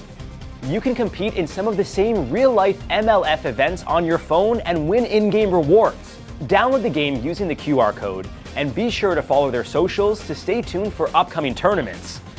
All right, let's give this a go. Oh yeah, we got something here. Oh, no, you're not getting away. I got you, you're mine. Yep. Woo! We got a black sea bass. Think you could do better than me? Download the game by using my link in the description or scan the QR code and use my special gift code, HOWTOSURVIVE, to get a $20 value reward, including a unique avatar for free. That's How to Survive. Now back to the show. The Finns decided to split up into 2 groups, Patrick and Jari H going first, and then Vesa, Jari U, and Kai following suit. Although there was never a group leader, Patrick would head the dive, with Jari H trailing behind. The second group would wait about 2 hours for the sediments from the first divers to settle before heading down. Everything was going to plan. Patrick led the way through the depths, with Jari H close behind him. Shortly into the expedition, the pair turned on their headlamps as things quickly got dark. However, it wouldn't be long before they reached an area called the air chamber. This is a part of the cave that you can either swim or trudge through, as the waters aren't nearly as deep. At this point, the 2 divers had to pass through nearly 820 feet of the air-filled space above the water before descending to the lowest point of the journey. The 2 followed along the guideline left by Patrick back in 2013.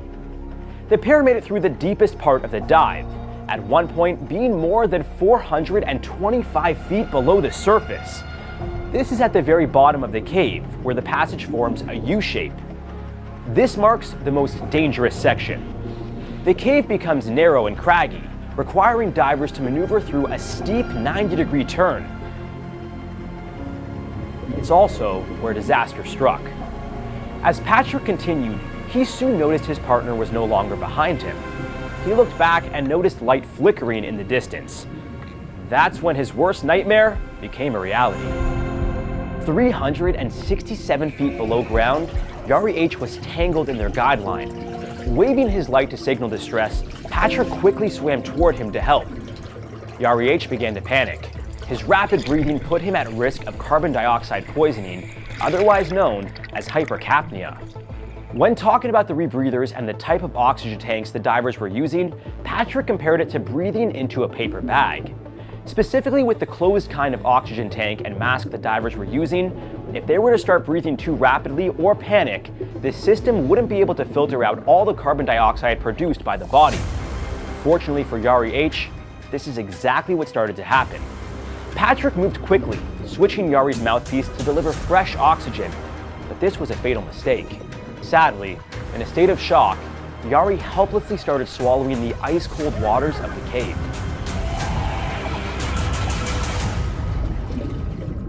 Patrick was terrified, but he knew he had to keep calm so as to not suffer the same fate as his friend. With the mentality of leaving no man behind, Patrick tried to free his friend's lifeless body, but to no avail. All that was left to do was to continue onward to Steinugoflaget Cave and get help. For cave divers, time is of the essence. Every extra minute spent can tack on hours of decompression needed. Decompression sickness happens when pressurized nitrogen in your bloodstream forms bubbles if you surface too quickly. This can lead to what's known as the bends.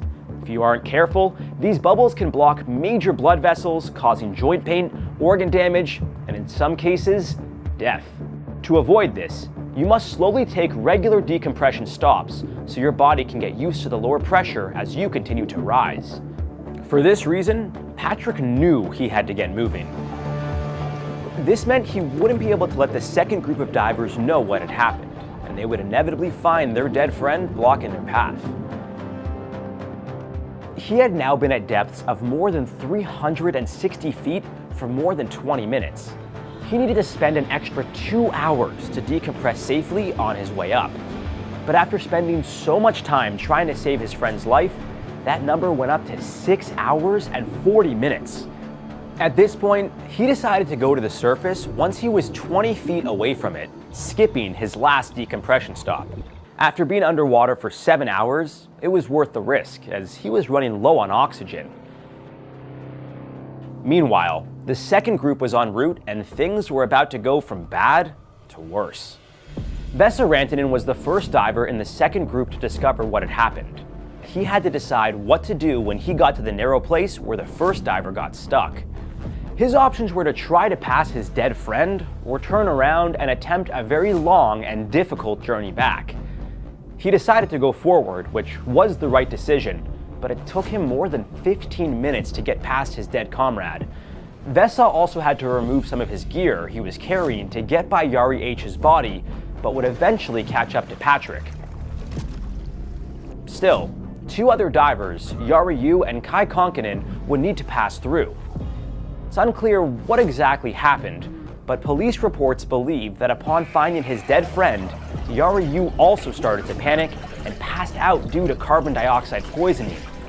Kai, trailing behind Yari Yu, tried to come to his aid, but unfortunately couldn't save him in time.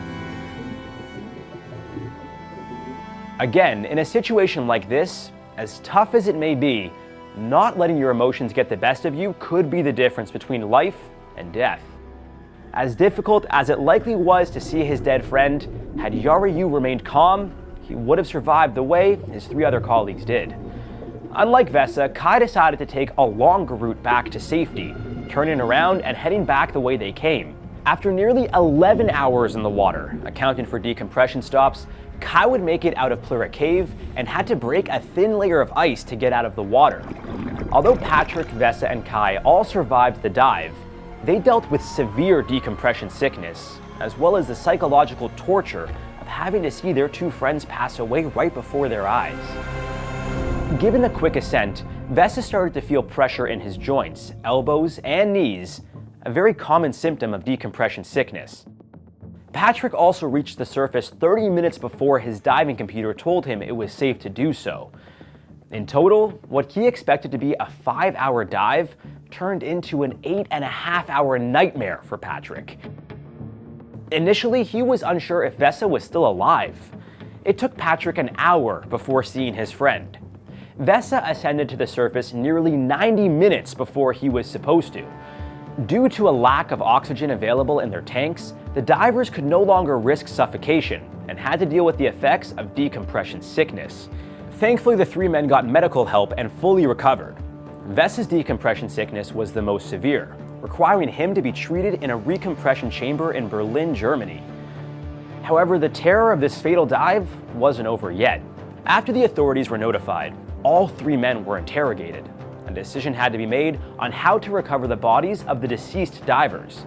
Patrick explained how immediately when they resurfaced, they were flown to a hospital in Tromsø and put into a pressure tank. After recovering from decompression, they had their diving equipment confiscated and were taken into interrogation. Going back into the cave for their friends' bodies at this point seemed unlikely. With the severity of the situation and their 2 friends' bodies still lodged in the cave system, the Norwegian police called in a specialized diving unit for the rescue operation. British diver Rick Stanton, known for his rescue and recovery missions in caves, volunteered, and he called upon 2 other British cave divers to help out. The 3 men would dive into the cave system from the Steinugelflaget side, but quickly learned that recovering the bodies was nearly impossible. Yari H's body was too tightly wedged to move, and he was blocking access to the body of Yari U. The rescuers ultimately deemed the operation too risky. We couldn't even access that part of the cave. This really is just too dangerous. It's not worth to risk your own lives. Following the decision to put an end to the rescue mission, a diving ban was officially put in place, and it was determined the men's bodies would be left in the cave indefinitely. But Patrick and the 2 other survivors didn't agree. They all knew what they had to do, and it involved breaking the law. Patrick promised Yari H's wife that the men would go and get them, no matter the stakes. The 3 men, along with many other divers, created a secret plan to recover the bodies, illegally. Patrick and Kai were joined by Sami Pakarinen, a fellow diver and colleague who joined them in 2013 during their diving expedition when they first explored the entire Plura cave system. In total, the rescue operation included 17 Finns and 10 Norwegians, who all worked together to ensure they would retrieve the bodies in the safest way possible. The group would start on March 20th, expecting the rescue mission to last approximately 5 days. They decided to split into 2 teams, diving from the Plura cave side and the dry cave inside Steinugelflaget. The teams would also create a 20-foot underwater habitat attached to the cave walls. This would act as a dry decompression chamber for the divers to use if the rescue mission got extended due to unforeseen circumstances. They brought tons of equipment, including spare decompression cylinders, rebreathers, dive torches, dry suits, and first aid kits. In addition to all this, they would use DPVs, diver propulsion vehicles, which are underwater scooters, to help them maneuver quickly. A total of 50 cylinders would be dropped collectively on both sides and placed at numerous decompression stops. Patrick, Sami, and Kai would dive from the Plura side. Vessa would manage the team on the Steinugelflaget side, as he was still recovering from injuries sustained during the initial dive. However, 280 feet into the dive, Kai had to turn back, explaining he wasn't in the right mindset to continue with the mission. The other 2 divers continued to descend into the depths of Plura. Just under an hour into their journey, Patrick and Sami came across the body of Yari U in the same spot where he initially passed 46 days before the rescue. Just 65 feet ahead was the body of Yari H, their first objective. After cutting him loose, the 2 men brought the body of Yari H to the dry cave side of Steinugelflaget, where other divers would take over and help get the body to the surface. During this time, Patrick and Sami had to make several decompression stops, staying underwater for 5 hours throughout the mission. The next day they came back for the body of Yari U, this time entering from the Steinugelflaget side. Surprisingly, this part of the mission was more complicated, as Yari U's body was more buoyant and difficult to carry. At one point, a part of the cave collapsed onto Patrick.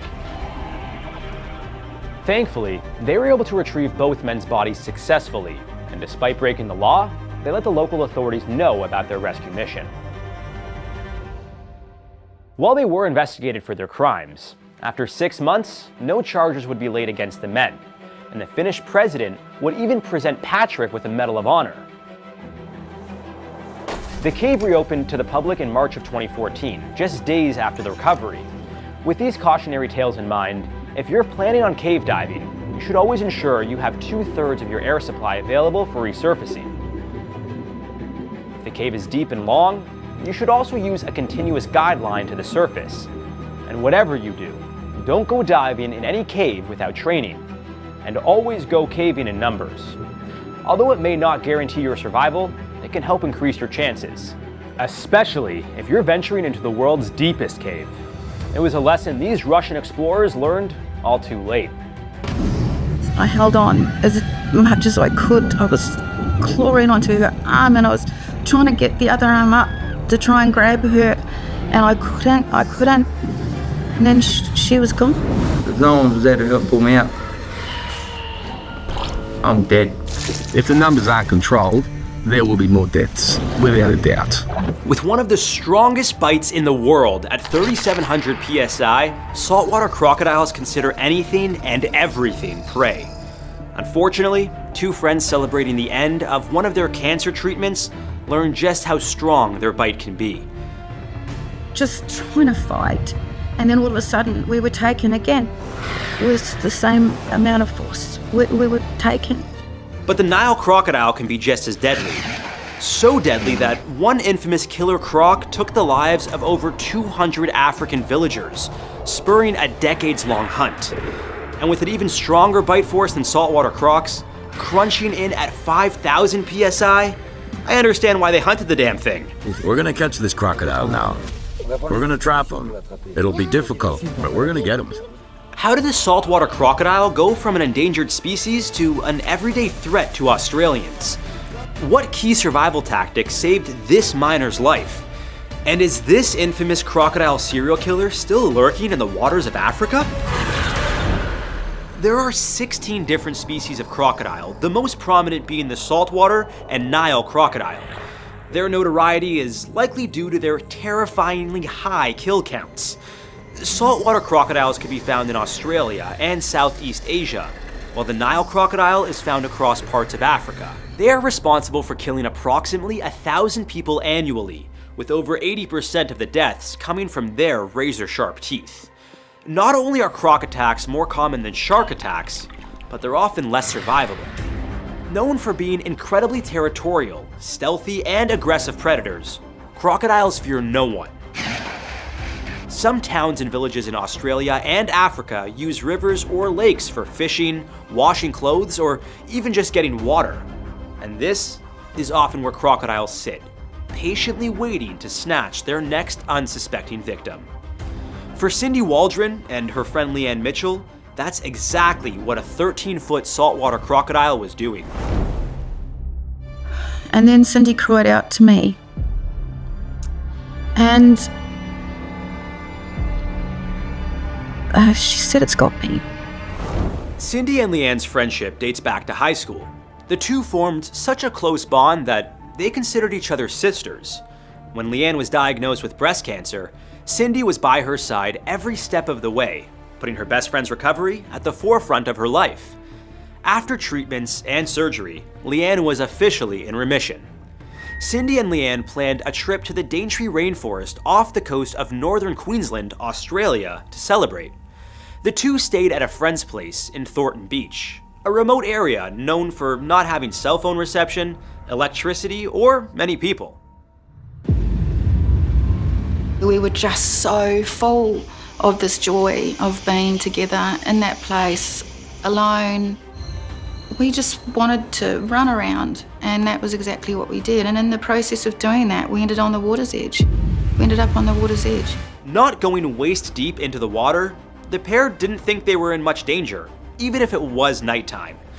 Although the waters were known to be crocodile infested, with signs warning visitors of that fact, the two didn't think they would be at risk so close to the shore. It was really dark. Cindy's back was to the water and mine was to the beach. And we were laughing. That's when Cindy felt something and cried out to her friend, "It's got me." Initially, Leanne thought Cindy was brushed by seaweed and tried to calm her down. She grabbed Cindy's arm and told her, "I got you." Then, it became clear that something powerful was in the waters beneath them. I pulled, we were pulled. It was incredible. It was absolutely incredible. The croc pulled Cindy with such force that Leanne, who was still holding on to one of Cindy's arms, was yanked deeper into the water alongside her. I realised there was something, and I put my hand out, and I felt the top of its head. Then I started trying to punch and trying to hit and trying to fight, and I was screaming. The crocodile continued to pull them with all its might. Despite Leanne's best efforts to save her friend, sadly, it was too powerful. Within seconds, Cindy was gone. Leanne bravely dove underwater to find her, but without the ability to see anything, all she could do was feel around. With no luck finding her friend in the darkness, Leanne had only one thing left to do. I wanted to help, and the only help I could give was by screaming Sally's name. Screaming. Screaming for her to come back. Leanne ran into a nearby business after returning to shore and found someone to call the authorities. She was taken to the hospital for shock treatment and puncture wounds in her arm. A search mission began, and a 13-foot crocodile was caught and killed. After further investigation, Leanne's worst nightmare came true. Cindy's remains were inside the croc. What happens if you come across something like this in the wild? You just wouldn't want to be in the water with something like this trying to get you, you know, like you wouldn't have much of a chance, I'm afraid. What would you do in a situation like this? Although it may seem impossible to survive a crocodile attack, never say never. If you find yourself in croc country, you'll want to avoid any waters where they may be hunting for their next victim. Be aware of your surroundings, and if you spot one, back away slowly. If you're on land, run in a straight line, as crocs can only move at 10 miles per hour. There's a common tip to run in a zigzag, but it turns out that it's just a myth. The goal here is to get as far away as quickly as possible. If you're in water, don't make sudden movements. Splashing water in its direction is one of the worst things you can do, as this can attract more attention. If a crocodile attacks, you'll want to fight back and aim for its eyes, as it's one of their most sensitive spots. And if you're planning a trip to Australia, that tip may just save your life. The country has been dealing with an ever-growing saltwater crocodile problem, and they're showing up in more populated areas. Following World War II, the saltwater croc population significantly declined as they were regularly hunted for their skins. Facing extinction, the country passed a law in 1971 that banned hunting them, which is still in place today. However, 6 decades later, the saltwater crocodile population has risen to unsafe numbers, with over 200,000 of them estimated to be calling various bodies of water across the country home. For Aussie Todd Barristow, when he cast his reel, things got very real. And like facing him like this on the mud, in the water, with just his snout sticking out. But on both my legs, just growling like that. He can just growl at me. And then I'm like, this is it, he's gonna pull me in. In 2011, 28-year-old miner Todd Barristow and his dog went fishing in Weipa, North Queensland. Known for having more crocs than people, Weipa is referred to as croc country. Queensland's government website warns that even if an area doesn't have a crocodile warning sign, assume there are crocs in the water. But despite having that knowledge, many fishermen willingly fish in croc-infested waters. You reckon it's safe here, dude? It's not 100% safe, that's why I certainly keep a good eye out. You reckon you'll see it coming? Well, maybe not. You don't see the one that gets you, that's what they say. It turns out what they say is true. When a massive crocodile attacked Todd, he definitely didn't see it coming. Within the blink of an eye, he was waist deep in the water, with his legs caught in the jaws of the croc. Todd attempted to pry the crocodile's mouth open to get it to release its jaws, which only made matters worse. And I went, tried to put my hand down and try to get him off, and he took another bite, and that's when he must have pinned my hand to the leg. With both legs and one of his hands trapped in its jaws, Todd reached for a mangrove branch to avoid being pulled under. So I started just yanking this one as hard as I could. I managed to pull it off. Pull it free. Pull it free, but at the same time I pulled my finger off. But what's the finger? While being attacked, Todd's dog, Dig, unfortunately wasn't much help. Rather than barking, it was sniffing around. In an act of desperation, Todd attempted to sacrifice Dig for his own life. So I grabbed him and I threw him over my back, hoping that he'd take him, you know, because I've heard a lot of stories, crocs like dogs, you know. So you threw your dog in the water? Threw the dog in the water, hoping he'd let go. As a sacrifice? Sacrifice, so I can go, get out. Let's just hope they patched up their relationship later. We've seen what angry dogs can do. The croc was not interested in Dig and continued crunching down on Todd's legs. After tirelessly fighting to break free, his last resort was to yell for help. Thankfully, fellow miner Kevin Bevan heard Todd's cries and quickly jumped into action. Kevin used a nearby mangrove branch to hit the crocodile on the head, hoping it would let go. He then managed to pull Todd free. You could hear him screaming, could you? Yeah, mate, he was bellowing for his life. Bloody screaming. I ran out there and latched onto him and he was just saying, don't let go of me, don't let go of me, it's got me. After a 30-minute struggle, Todd was no longer in danger of being eaten alive, but was in desperate need of medical attention. He needed to be airlifted to a nearby hospital with both his legs broken and severe puncture wounds, dislocated joints, a missing finger, and cuts to his hands. Thankfully, his injuries weren't life-threatening, and after surgeries and rehab, he was able to recover. Todd's fighting with everything he had in him is a key reason he survived. This allowed Kevin to come to his aid and ultimately rescue him. Let Todd's story remind us that when pushed to its absolute limits, the human spirit is much stronger and more resilient than we could ever imagine. While saltwater crocodiles spur terror to Australians, hundreds of African villagers have fallen victim to one giant killer beast who could still be lurking in the waters of Burundi to this day. We're gonna catch this crocodile now. We're gonna trap him. It'll be difficult, but we're gonna get him. One bite from a Nile croc is enough to crush every bone in your body. It's hard for experts to be certain, but it's estimated on average, Nile crocs kill 200 people annually. Found in fresh waters, mangrove swamps, and of course the Nile Basin, run-ins with humans are more common than I'd like to admit. And let's just say it's rare for a croc to be on the losing end of those encounters.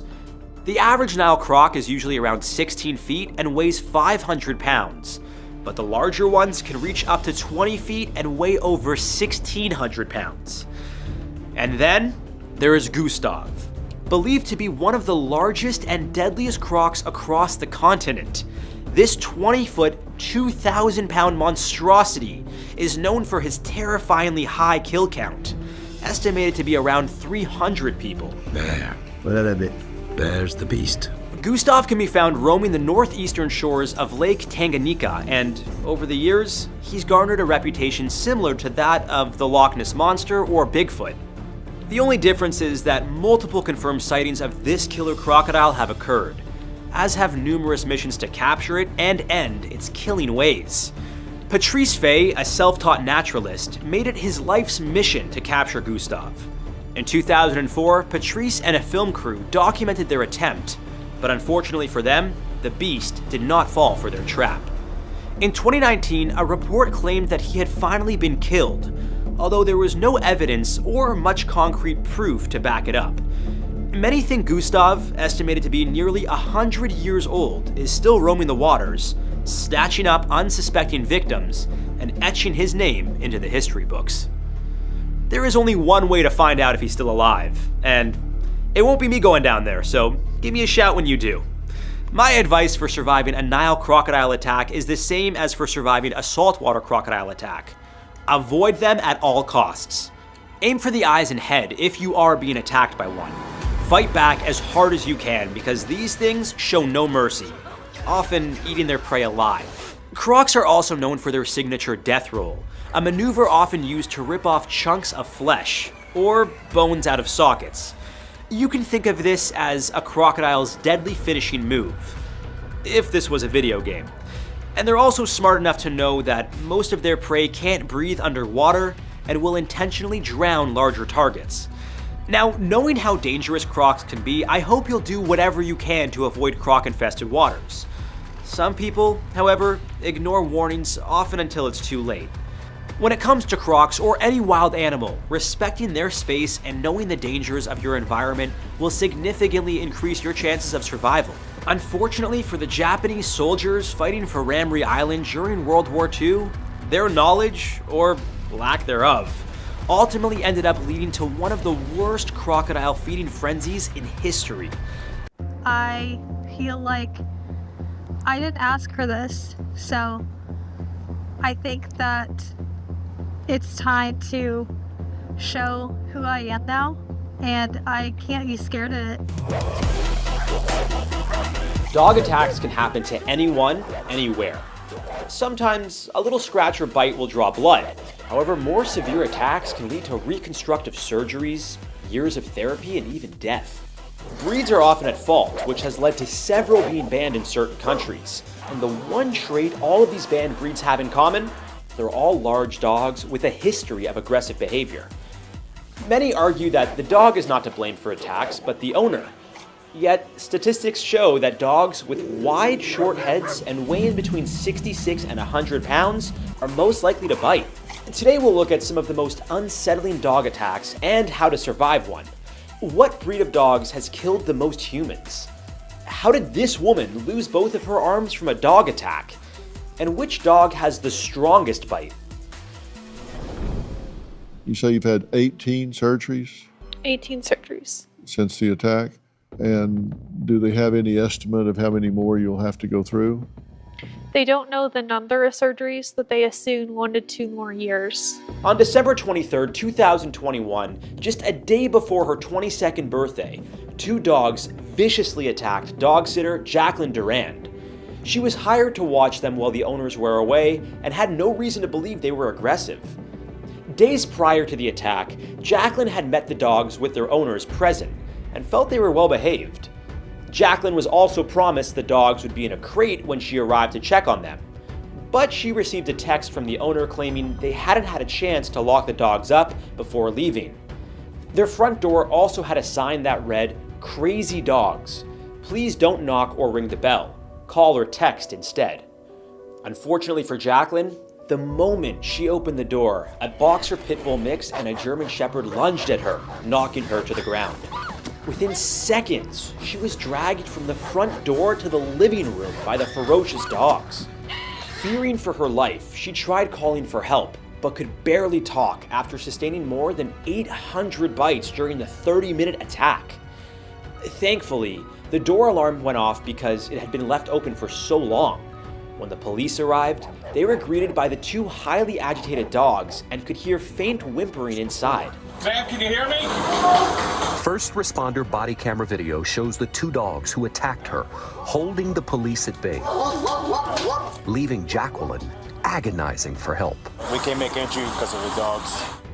It took 37 minutes before the paramedics felt it was safe enough for them to enter the home and get Jacqueline the help she desperately needed. They found her lying in a pool of blood with puncture wounds all over her legs. It was later determined the dogs had ripped off her jeans and shirt. What do you remember about where they were attacking you? My leg, my arm, my face the most. Especially when I felt the skin hanging from my face. I was just, I thought I was gonna die. Jacqueline ended up losing 30% of her blood. Sadly, her ears, nose, and most of her face were disfigured. After being rushed to hospital with multiple life-threatening injuries, Jacqueline endured a 7-hour emergency surgery where doctors reconstructed her face. Thankfully, her recovery is going well, having had over 24 surgeries since the attack. She continues to share her inspiring journey of perseverance with followers on her YouTube and Instagram channel. Jacqueline doesn't want to be seen as a victim, but rather an example. And that may be why she didn't hide the scars that showed the more than 800 bites on her body. As for the 2 dogs, they were taken into police custody and a judge ultimately decided they should be euthanized. Let Jacqueline's story be a warning for anyone interested in dog sitting. Do your research to learn about a dog's history, breed, and behavior before agreeing to anything. Even though Jacqueline met the dogs days before her attack, they felt comfortable with their owners around and threatened without them. But German Shepherds and Pit Bulls are statistically two of the most dangerous breeds that are known for biting people. With their combative demeanor and muscular build, Pit Bulls have killed the most humans out of any other breed. They're responsible for 66% of all dog attacks in the US based on data from 2005 to 2017. Surprisingly, they don't have the most powerful bites, but more on that later. If you ever find yourself being attacked by a pit bull, or any dog for that matter, here are a few key survival tips. Be still. Running away in fear could incite the dog to chase you. Slowly get to higher ground if you can. Unlike cats, dogs aren't great climbers. If that's not an option, play dead while protecting your neck. Your first instinct might be to fight back, but this could make matters worse and anger the dog further. The Seattle Humane Society recommends to get down on the ground, pull your knees to your chest, clasp your hands behind your neck, put your elbows around your face. Protecting your neck is very important. A bite here can be fatal, especially if your carotid artery is pierced, which supplies blood to the brain. Throw a shirt, towel, or cloth over the dog's eyes if possible. Otherwise, you may have to wait for the dog to lose interest. If you're feeling brave, you can try to choke it or hit it with something heavy. If you have mace on hand, like what you might use on a bear, it could deter even the most dangerous dogs. But what should you do if you're being attacked by multiple dogs? Well, that's something Kylene Waltman learned the hard way. Before we jump into that story, subscribe to stay prepared for all life has to throw at you.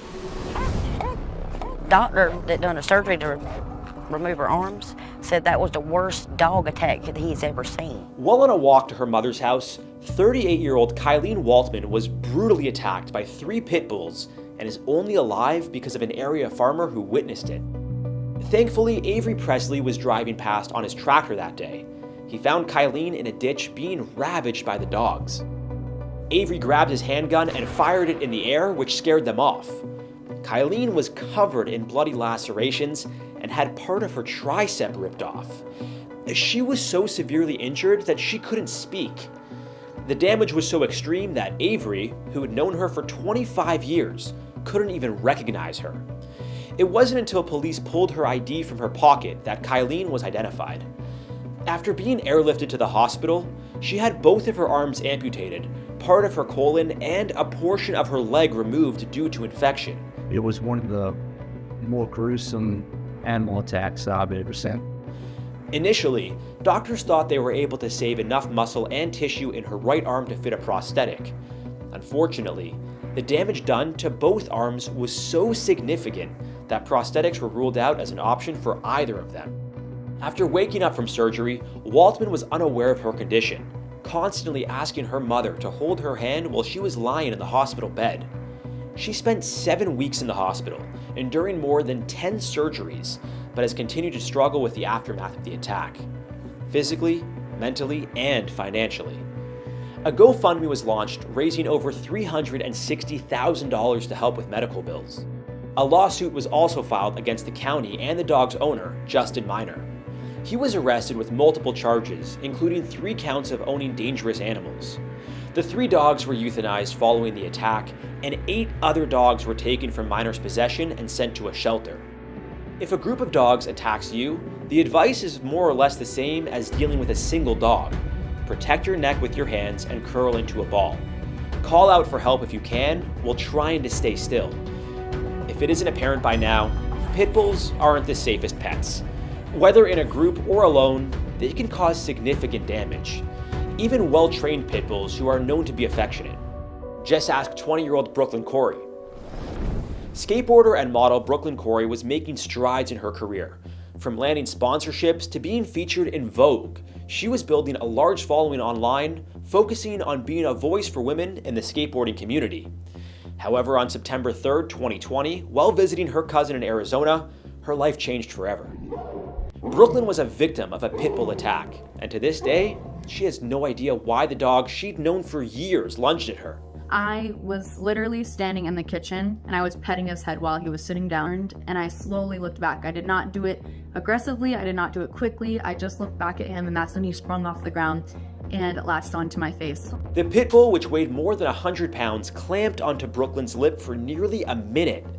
It then started violently shaking and eventually released.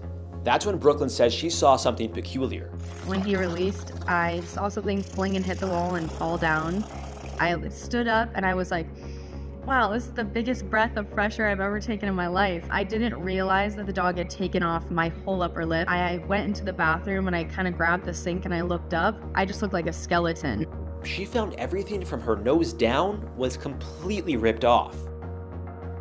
After being rushed to a hospital and isolated, as COVID-19 restrictions wouldn't allow Brooklyn any visitors, she began looking online for people who suffered from a similar injury. Once she realized no one had experienced the same trauma or documented their recovery online, Brooklyn decided to take action. She started to take photos and videos sharing her journey.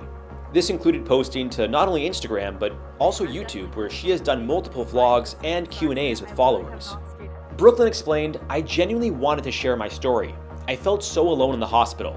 I needed a community of difference in a world of perfect. So I just made sure to be super vulnerable and have it be a safe space to post what I wanted to post.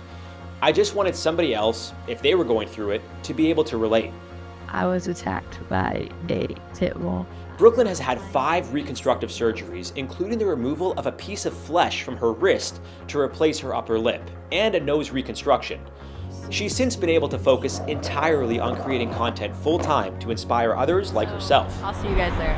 I think November 3rd is a day to choose to smile, choose to be happy, and choose to live with what you have and appreciate everything that you have at the same time. Although our stories have mostly featured pit bulls, they're not the only breed known for their dangerous behavior. This is the XL Bully, the largest breed of the American Bulldog, and possibly the deadliest.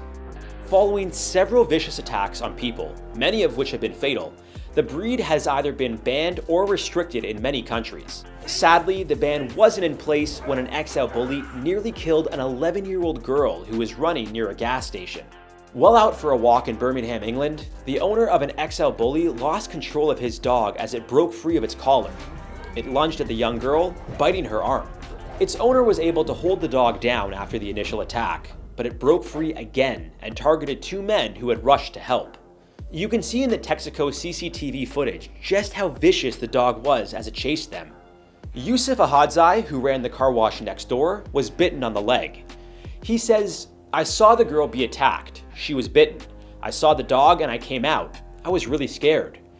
If it wasn't for nearby witnesses intervening, the dog could have killed the young girl." Thankfully, she was taken to the hospital and discharged shortly after. The owner of the dog, a 60-year-old man, was arrested on suspicion of possessing a dog dangerously out of control. Sadly, XL Bully attacks appear to be a common issue in the UK, where in 2024 alone, 6 people, including children, have all lost their lives. The surge in attacks has led to a call for a ban on the breed, which some lawmakers have opposed. If you ever see a dog attack, call emergency services immediately for help. You should also avoid hitting the dog, as this may provoke it further and cause a more aggressive reaction. As I mentioned before, throwing something over the dog's eyes, such as a cloth, towel, or even a t-shirt, may help. You also don't want to pull the person being attacked, as this could lead to more severe injuries if the dog refuses to let go. Sometimes, though, dog attack victims get help from the most unlikely source: cats. In 2014, 4-year-old Jeremy was playing on his driveway when a neighbor's 8-month-old Labrador Chow mix escaped and attacked him. After biting Jeremy and dragging him to the ground, the boy's cat, named Tara, sprung into action. She quickly came to his aid by jumping on the dog, leading to a chase. Jeremy would end up requiring 10 stitches in his leg where he was bitten, and Tara the cat would go on to become a viral sensation for her heroic efforts. She even has her own Instagram page and website. Tara, we salute you for your bravery. While pit bulls and XL bullies have a checkered history, it's not always the breed to blame. Experts often say that a dog's behavior is learned, and it's the owner's treatment of the dog that leads to violent encounters. Even though pit bulls tend to be involved in the most attacks, their bite force is nothing compared to the Turkish Kangal. They pack a whopping 743 psi. That's more than 3 times stronger than a pit bull's bite. Still, they're only banned or restricted in Denmark, Ukraine, and Belarus. To avoid being a victim of a dog attack, you need to be aware of your surroundings and understand a dog's behavior prior to a potential attack. Often, their bodies will stiffen, and sometimes they'll growl and show their teeth. If any of this occurs, don't run. Just slowly back away and avoid eye contact, as this will make you appear less threatening. My pet chimpanzee has attacked my daughter. She is bleeding profusely, and the animal has to be shot. It has attacked my 50-year-old daughter. She needs an ambulance. On this terrifying day, Tamara Bogatti and her daughter narrowly avoided death when their pet chimp, Buck, finally snapped. Okay, are you safe? Okay. For St. James Davis and his wife, what started as a birthday party for their pet chimp Mo turned into the worst day of their lives. And I got another chimp bite my fingers one at a time, and the other one was sitting on my back, eating me alive. My butt, my privates, just my neck, head, and it's a miracle that I'm alive. Others, like this young boy, are also lucky to be alive. Sadly, many apes are misunderstood and killed for their natural behavior. A 450-pound gorilla dragging around a 3-year-old boy like a rag doll. This morning, the Cincinnati Zoo defending its decision to put down the 17-year-old endangered silverback named Harambe. Today we'll look at 4 more of the most unsettling ape attacks and show you what you'll need to know to survive one. Why did a chimp owner blame the PETA organization for a horrific accident? Why was delivering a birthday cake to a pet chimp a recipe for disaster? And was Harambe the gorilla really trying to save the 3-year-old boy? You're both locked in the basement, correct? We're both locked in the basement, yes. And they've got to do a headshot on the ape. Don't say, oh, it's cute, or come here. It will attack them. Unlike dogs, apes don't make great house pets. People often adopt or buy a chimpanzee when they're babies, thinking they could imprint on them as parents. But while they may be cute and cuddly in their youth, they can quickly grow to 100 pounds or more.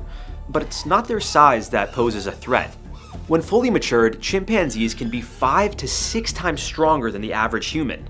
They can also carry disease and dangerous bacteria and not even show symptoms. We're talking herpes, tuberculosis, and simian immunodeficiency virus. And if they lack a healthy social life with other chimps or feel threatened in any way, they're known for aggressive outbursts, sometimes fatal ones. Our first attack survivor got caught in the middle of one, leaving him with scars that will haunt him forever. St. James Davis, a NASCAR driver, traveled to Tanzania, Africa in 1967. Upon his return home to California, his girlfriend at the time, LaDonna, was greeted with a surprise that would change their lives forever. During St. James's Africa trip, he came across a mother chimp giving birth in the wild. Moments later, he witnessed something utterly shocking. I saw the poachers shooting chimps and I saw Mo's mom give them birth, and the poacher come up, chop their head off, her hands and feet. They saw me. Excuse me, I'm out of here. St. James couldn't sleep that night, and the next day he decided to return to the scene. He found an orphan chimp in distress, lying next to his dead mother. In that moment, he knew he had to do something. I took him, washed him up, and brought him home. Been with us ever since. 40 years ago. 40 years ago. LaDonna fell in love with the chimp, and the pair decided to name the cuddly little guy Mo.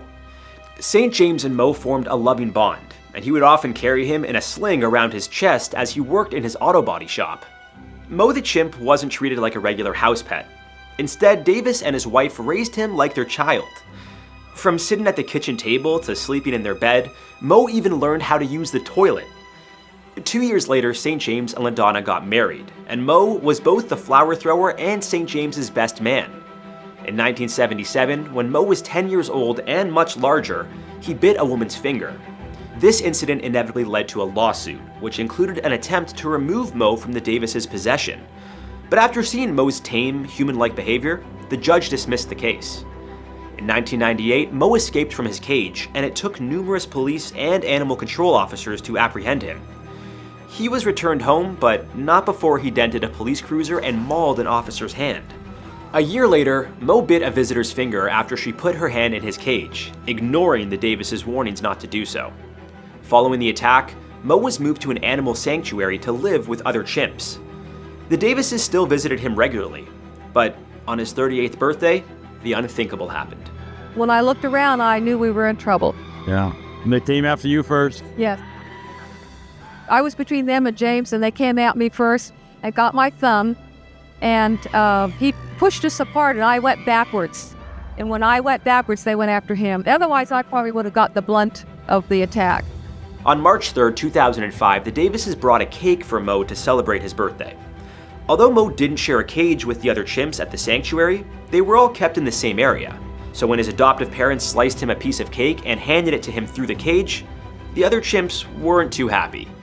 So you have this thing that's not a dog, it's not a person. It's this weird in-between thing. It's an animal, but it's also intelligent.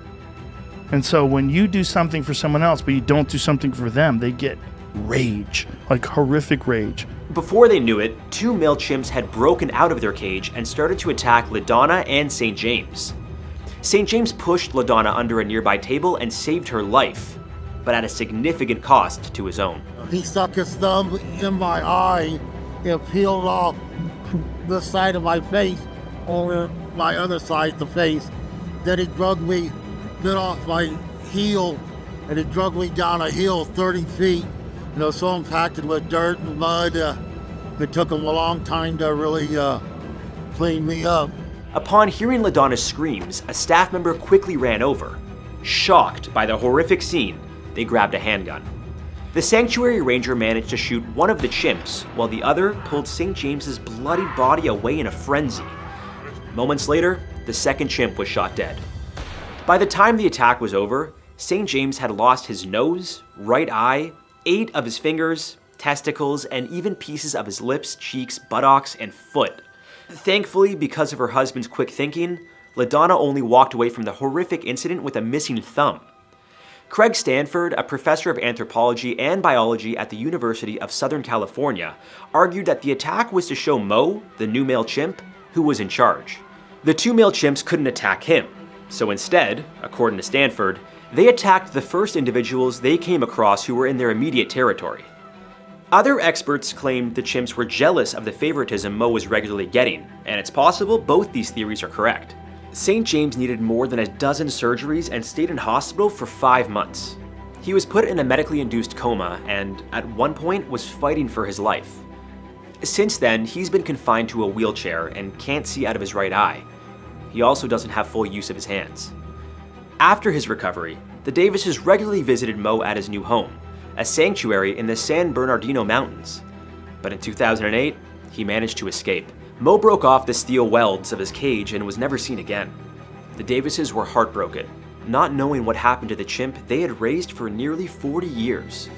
Surviving a chimp attack like this is next to impossible unless you have a gun or other weapon to defend yourself with.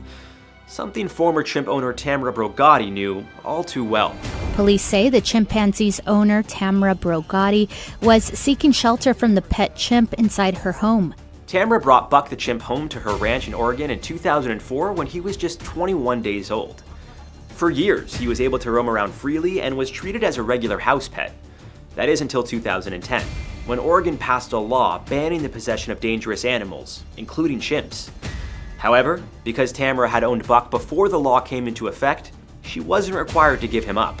PETA was fighting to have Buck moved from the Brogatti home to a proper animal sanctuary, and in April 2021, they filed several complaints to the Oregon Department of Agriculture.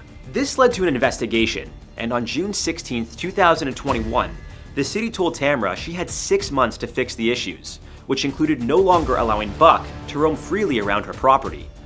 Just 4 days later, authorities received an emergency call from the Brogatti's home. I've locked myself in the basement with her. I can't get out to get my own gun.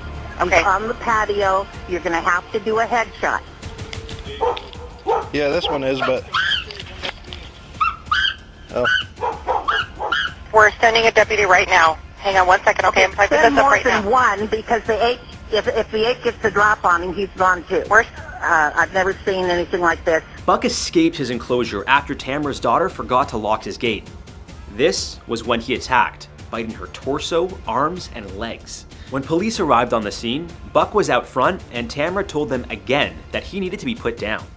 Okay, are you safe? Yes, I need you to shoot him. Okay.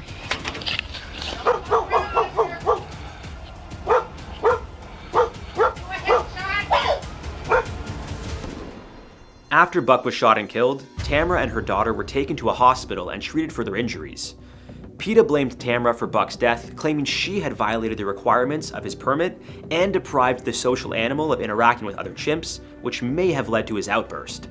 Tamara took no responsibility, instead blaming PETA for filing the initial complaint and the Oregon Department of Agriculture for not allowing Buck to roam freely around as he did before, which led to his agitation. Often, human error or ego leads to the tragic loss of an animal's life in situations like these. From thinking wild animals can be tamed as pets to neglecting your child at the zoo, the sad reality is that it's usually the animals who have to suffer from our behavior. Harambe was born at Gladys Porter Zoo in Brownsville, Texas on May 27, 1999. As he continued to grow, it was determined he needed a bigger space to accommodate him. Experts also decided he had to learn adult gorilla behavior, which required him to be around other grown silverbacks. This led to his move to the Cincinnati Zoo on September 18, 2014. Just one day after his 17th birthday, Harambe became an internet sensation following an incident that should have never happened. A 450-pound gorilla dragging around a 3-year-old boy like a rag doll. This morning, the Cincinnati Zoo defending its decision to put down the 17-year-old endangered silverback named Harambe. While visiting the zoo, a 3-year-old and his mother went to see the gorillas. The child climbed over a 3-foot fence, through 4 feet of bushes, and fell 12 feet onto a moat, separating the gorillas from visitors. Zoo staff immediately tried to get the gorillas back into their enclosure, which 2 females obliged. The only male gorilla, Harambe, decided to check out what the commotion was all about. At one point, the primate stops and appears to hold the child's hand, later propping the boy up from behind and eventually dragging him all the way to the other side of the cage. After 10 excruciating minutes, officials made the decision to shoot and kill him, saying that a tranquilizer dart would have been too risky. Following the incident, Harambe became a name known around the world. Some felt the zoo's response was unethical, while others blamed the child's mother for allowing the boy to fall into the enclosure in the first place. Experts defended the zoo's actions, even though they were sure Harambe didn't mean to hurt the boy. They made the absolutely right decision. I need to let you know that that gorilla had no intention of hurting that child, and I don't think anybody believes that. However, that gorilla was disoriented, he was agitated, he didn't understand his strength. Was killing Harambe the right move? Let us know what you think in the comments. Days after the incident, online petitions started popping up calling for the mother to be held responsible for Harambe's death. An investigation was launched, and ultimately, prosecutors didn't blame her for negligence, as she was attending to her 3 other children when the boy took off. Gorilla attacks don't happen often, but when they do, they are usually in self-defense on the part of the animal. As herbivores, they'll never look at a human as a potential meal. As you've already seen, dangerous situations do occur. In 2020, a zookeeper in Madrid accidentally scared a gorilla, leading to serious injuries. Another incident at the Rotterdam Zoo involved a woman who thought she had formed a bond with Bokido, a large silverback, during several years of visiting. Upon Bokido's escape from his enclosure in 2007, he attacked the woman and other zoogoers. Gorilla survival tips are simple. Keep your distance. Don't look them in the eye, as this could be mistaken as a challenge. And never show your teeth, as that smile of yours will be seen as a sign of aggression.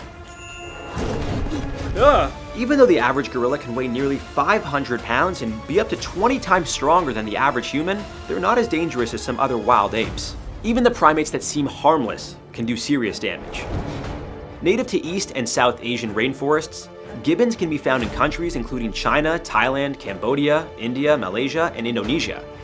They're known for having long arms, some reaching 5 feet in length, and large, sharp canines that can inflict severe damage to anything or anyone they may perceive as a threat. Although not as strong as a silverback gorilla, gibbons can swing their bodies from branch to branch, jumping distances of up to 50 feet. This is thanks to their hook-like hands and specialized shoulder joints, allowing them to move quickly. Gibbons often scavenge for fruits and greens, but they are also known to eat insects, bird eggs, and small birds if the opportunity arises. As territorial animals, they live in small groups and have no problem fighting one another if that's what it takes to protect themselves. Unfortunately, due to deforestation, many gibbons are losing their natural habitats, which has led to their relocation to sanctuaries and zoos. Gibbons don't appear to be much of a threat to humans, likely due to their smaller size, especially compared to other apes. They are usually just over 2 feet long, with the largest species, the siamang, reaching 3 feet and weighing around 26 pounds.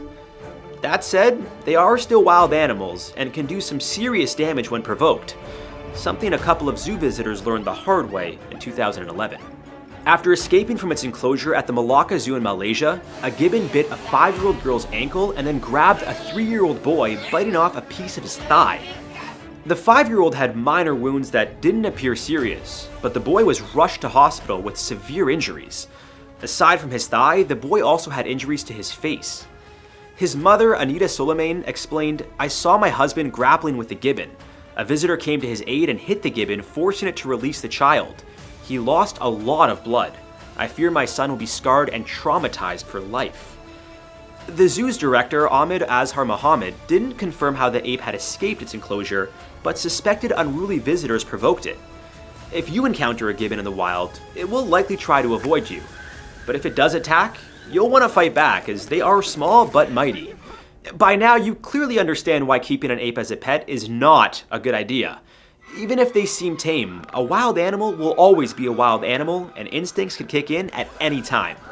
If you see one in its natural habitat, do your best to respect its territory. Some are endangered, and most can be incredibly territorial.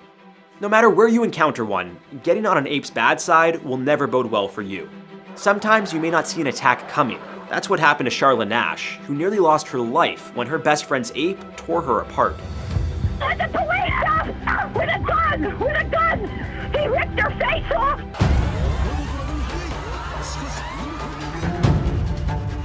Komodo dragons, which look like something out of a Jurassic Park film, are large, fast, and deadly.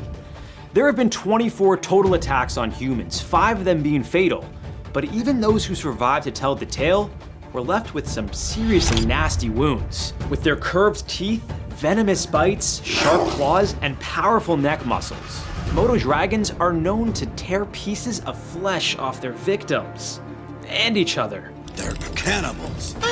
If the initial attack doesn't kill you, the venom they produce will prevent your blood from clotting and could even paralyze you. In other words, if you're not treated in time, death is almost guaranteed. That is exactly what happened to an Indonesian fisherman, Muhammad Anwar, who in 2009 docked at Komodo Island for a quick snack of apples. Fortunately for him, one small mistake led to what many believe was an excruciating death at the hands of 2 hungry Komodo dragons.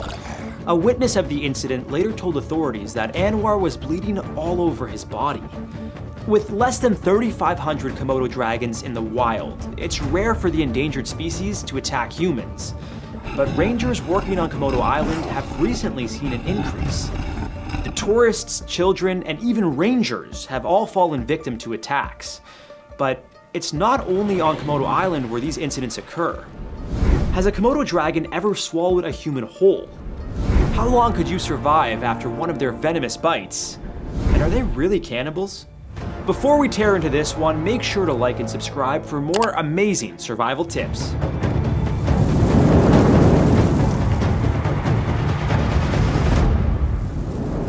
On average, Komodo dragons weigh 155 pounds on an empty stomach, but the heaviest ever recorded came in at 366 pounds.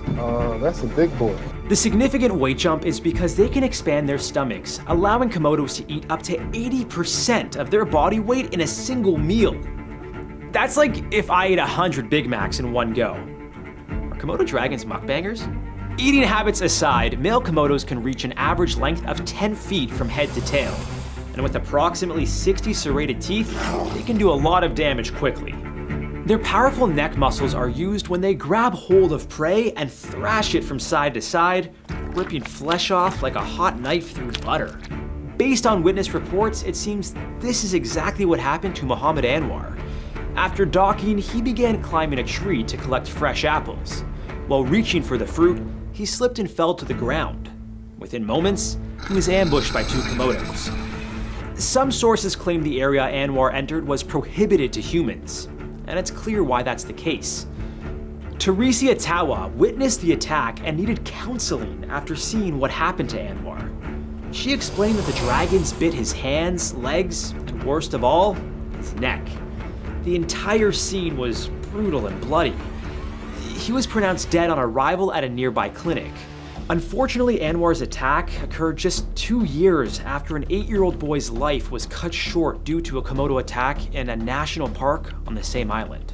This would be the first fatal attack on the island in 33 years, but it served as a stark reminder to the world just how dangerous these dragons truly are. A spokesperson for the national park explained that the boy went behind a bush to go to the bathroom and was pounced on by a Komodo. As opportunistic hunters, Komodo dragons tend to sneak up on their prey, and unfortunately, he never saw it coming. It bit his waist and thrashed him from side to side. The boy's uncle, a local fisherman, threw rocks at the aggressive Komodo in hopes it would release his nephew. Although the tactic worked, sadly, he bled to death just 30 minutes later. His uncle reported he was bitten in half. Although that was not confirmed, he may have just been in total shock seeing his nephew die right before his eyes. And even then, the dragon wouldn't have been able to eat half of the boy's body in one go. It would have to eat away at it slowly, so they definitely can't swallow a human whole, even with a size advantage on us. Well, that's a relief. Anacondas, on the other hand, well, that's a story for another episode. The attack was a shock to locals, since 1,200 live among the Komodos, and the community went over 3 decades without any fatal incidents. Although they were known to wander into residential areas, the thought of them killing a human wasn't a huge concern. They had coexisted with them for so long, with victims only sustaining minor injuries. Trying to understand the reasoning for the attack, some rangers believed a lack of food was the cause. It was during the dry season, after all. A park ranger who survived a Komodo attack quickly learned what these animals can do when food is scarce. In 2019, the same year Anwar fell victim to Komodo dragons, Mei Yen, a park ranger, was also attacked in his office. Working on Rincha Island, one of 3 islands making up Komodo National Park, Mei Yen went into his office as he did every day for nearly a year. Moments after sitting at his desk, he noticed a Komodo dragon right by his feet. Wearing nothing but sandals and fearful of the dragon's vicious bite, Mei Yen slowly moved his leg away. Unfortunately for him, this caught the attention of the hungry animal, who quickly attacked. The dragon bit into his leg with a crunch. Mei Yen had to act fast.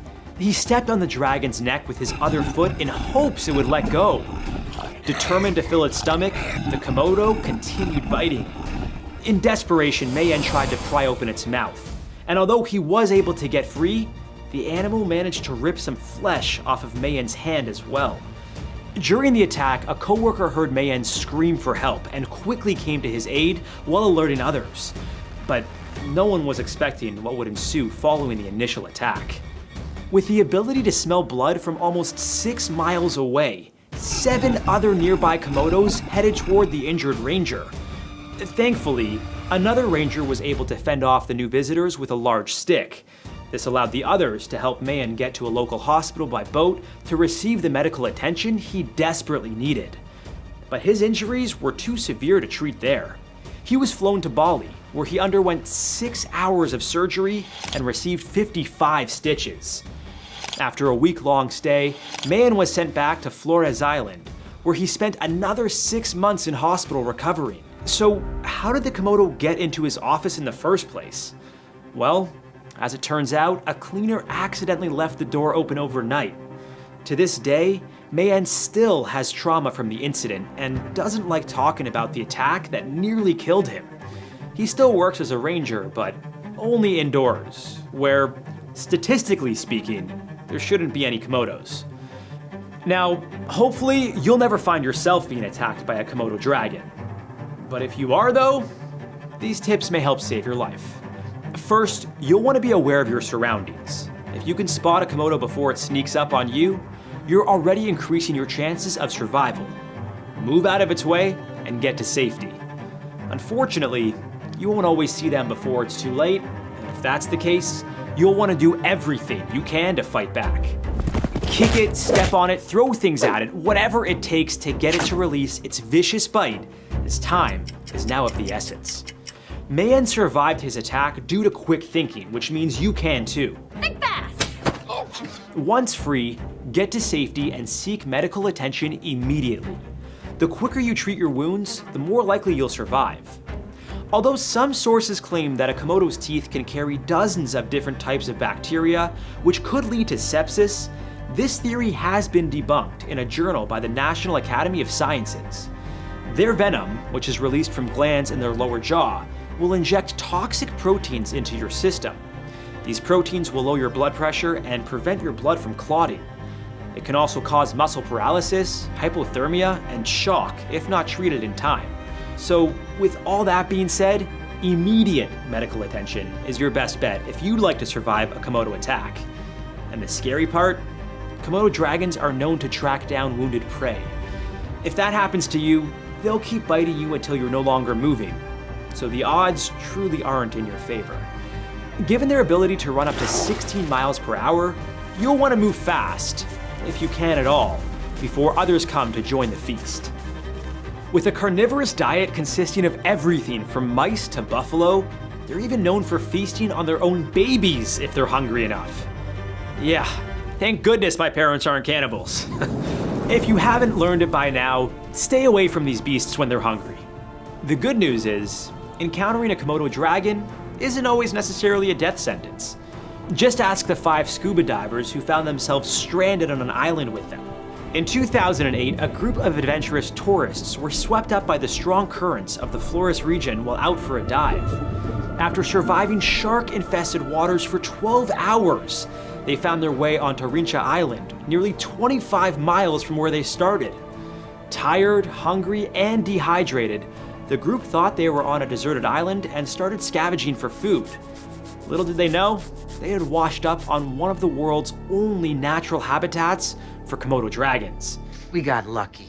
It's believed approximately 1,300 dragons live on the island, and it was only a matter of time before one spotted the newcomers. And let's just say it wasn't the warmest of welcomes. A Komodo immediately tried to attack one of the divers, Helena, with the group doing whatever they could to fend it off. She swung her diving belt at the aggressive reptile and, sure enough, it bit a chunk out of it. Helena later explained how it was trying to bite at her feet and attempted to attack 3 times before it finally fled, likely because the other members of the group were throwing rocks at its head. Thankfully, the divers survived 2 days and nights by eating raw shellfish, all while signaling for help. It was their orange emergency float that caught the eye of the rescue crew looking for them. They were all taken to a hospital on Flores Island and treated for dehydration and minor cuts, and celebrated their brush with death at a local bar. Yeah, I'd probably want a nice refreshing cocktail or two after that ordeal. While most of these attacks happened at Komodo National Park, there are over 50 zoos worldwide that keep Komodos in captivity, and one of them in Hollywood became famous for the wrong reasons. In 2001, while on a private tour of Hollywood's Los Angeles Zoo with his then wife, actress Sharon Stone, Phil Bronstein was happily taking photos of the animals.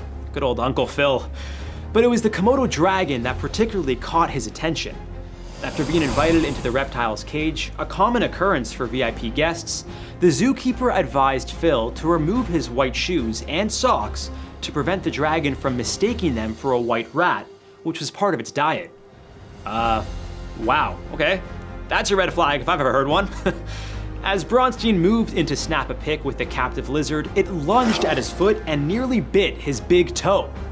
There are conflicting reports as to how Bronstein got out. He claims he had to pry open the dragon's mouth and escape through the feeding door while the zookeeper distracted it. Yeah, right. Regardless of how Bronstein managed to escape, he had to undergo surgery on his foot to reattach severed tendons and rebuild his big toe. Despite his injuries, he chose not to press charges against the zoo. I'm also happy to report that the Komodo was okay following the incident. Maybe this should be a lesson for all not to get too close to wild animals, even those in captivity. There are less than 3,500 Komodo dragons alive, mainly due to habitat loss, climate change, and poaching. Unfortunately, locals on Plura's island have been known to burn the dragon's natural habitat to make room for land developments. And poachers regularly hunt the world's largest lizard for profit. Poaching has become a serious problem for the Komodo dragon population, with merchants selling them for between $3,500 and $35,000, depending on their size and whether they're dead or alive. While tourism does help sustain Komodo National Park, it is also seen as an issue. Tourists are known to feed the wild reptiles, which can disrupt their mating behavior. Don't do that. Even though females can give birth without the need of their male counterparts, thanks to a process called parthenogenesis, this only allows them to give birth to males, and this can hinder their population. Rising sea levels and habitat destruction to make way for agriculture are expected to reduce their natural habitat by 30% over the next 45 years. And these guys, as scary as they are, play a significant role in our ecosystem. As apex predators, they keep things in check and ensure that everything from buffalo to rodents don't overpopulate. They also eat carcasses, which can help reduce the spread of disease. So if you spot a Komodo in the wild, just let it be. Odds are it can do some serious damage to you, but their bites are nothing compared to an alligator. Just ask Florida resident Juan Carlos Laverde, who barely survived a gator attack while out for a swim. On February 24th, 2010, during the Dine with Shamu show at SeaWorld in Florida, guests were enjoying their lunch while watching trainer Don Brancho interact with the star of the show, Tilikum, the largest orca at SeaWorld. But this lovely afternoon was about to take a dark turn. To this day, you haven't been able to get the images out of your mind about what happened that day. Correct. Can you take us back to what you actually witnessed at the park? I showed up at the pools where Tilikum had taken Dawn into, and it was very chaotic. Dawn was at the edge of the pool rubbing Tilikum's head as part of her end-of-show routine. What happened next is remembered differently by witnesses. Some say Tilikum grabbed her by her ponytail. Others claim it was her arm or shoulder. Whichever it was, in a split second, Dawn was gone. The massive mammal had pulled her into the pool. The audience watched in horror, unable to comprehend the tragedy unfolding before their eyes. What followed was a terrifying scene as Tilikum violently attacked Dawn, holding her underwater for 45 agonizing minutes. What made Tilikum snap? Why did the whale hold on to Dawn's body for so long? And what happened to the footage of the attack? Well, to understand the tragic events of that day, let's take a step back and look at the life and career of Dawn Brancho. Dawn's love for marine animals began at an early age. During a family vacation to Orlando, she got her heart set on becoming a Shamu trainer. She pursued her dream with passion, eventually joining SeaWorld and working with orcas for 15 years. Dawn was dedicated to her job, maintaining incredible physical fitness to handle the demanding work with orcas. She ran marathons, cycled, and lifted weights to stay in top shape. Her hard work and charisma made her the face of the Shamu show, bringing in millions of dollars for SeaWorld. And despite her love for the job, Dawn was also well aware of the dangers. She often acknowledged the risks involved in working with killer whales. And the risks were real.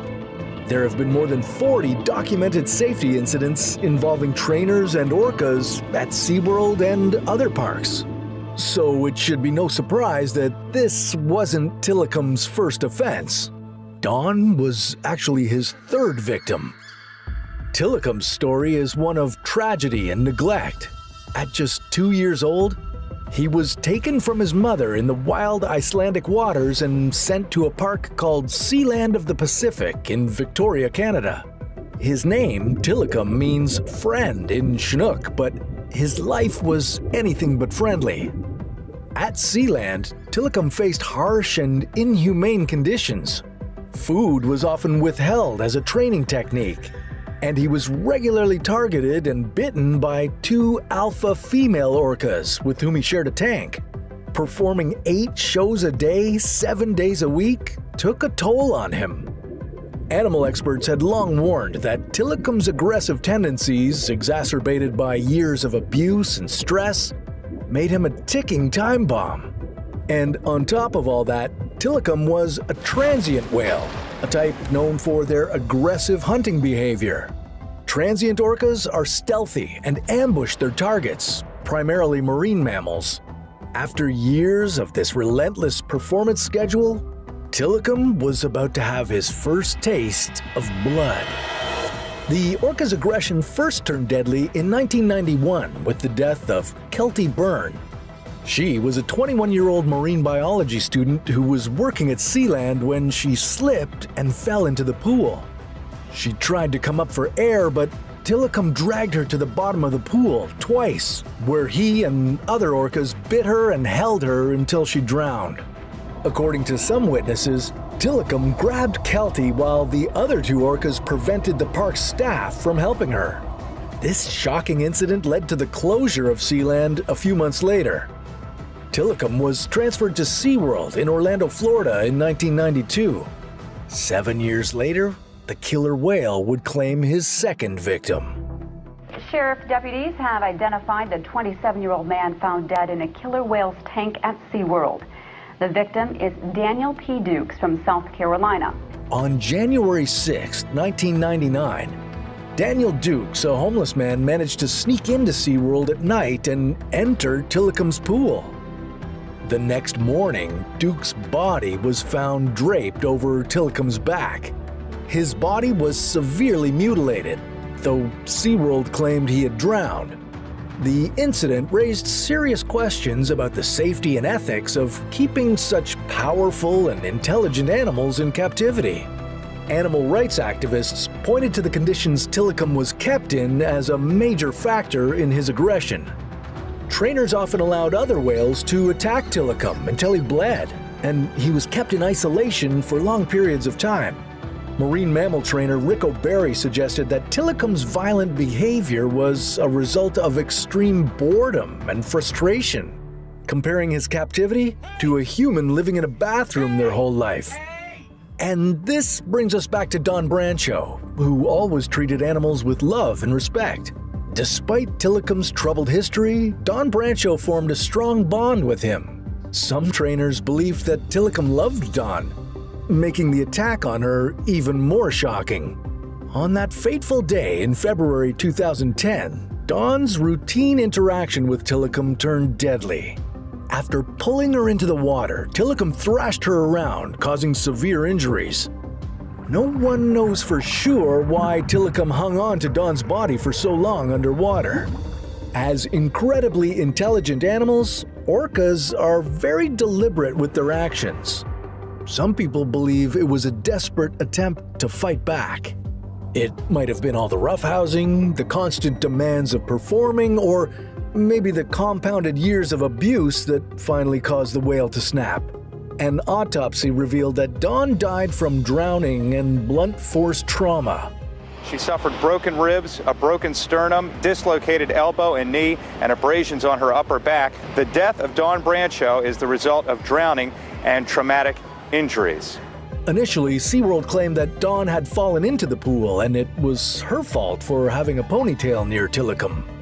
But former trainers and witnesses disagreed. And I got more infuriated when I came home and saw the spokesperson for SeaWorld saying she slipped and fell into the tank, which was not what happened at all. When Dawn was killed, investigators and OSHA, the Occupational Safety and Health Administration, got SeaWorld's video footage and photos of the incident. News organizations wanted access to the records, but Dawn's family insisted that they be kept private out of respect. In the aftermath of Dawn's passing, SeaWorld implemented significant changes. The incident raised serious questions about the safety protocols at SeaWorld and the ethics of keeping orcas in captivity. They banned trainers from entering the water with orcas, aiming to prevent future tragedies. OSHA discovered this wasn't an isolated case. In the 2 decades before Dawn's death, SeaWorld had documented 100 instances of aggression or precursors to aggression, with 12 of the incidents resulting in trainer injuries or death. Dawn's death and Tillicum's story became the focal points of the documentary Blackfish, which exposed the dark side of SeaWorld and the captivity of orcas. The film had a profound impact, leading to a significant drop in SeaWorld's attendance and revenue. Boycott SeaWorld! Public outrage grew, and several music artists canceled their performances at SeaWorld in protest. In 2016, SeaWorld announced that they were ending their killer whale breeding program and said that the orcas in their care will be the final generation at the park. We interact with them day in, day out. We're working together and having a lot of fun as well. The tragic death of Dawn Brancho raised important questions about the ethics of keeping intelligent sentient beings like orcas in captivity. While Tillicum's actions were shocking, they were also a symptom of a much larger problem. Relationships between humans and wild animals will always be dangerous. And some people, like the crocodile hunter, push their luck to the limit until one day it's all over. Discover the facts surrounding the stingray sting that ended Steve Irwin's life right here on How to Survive.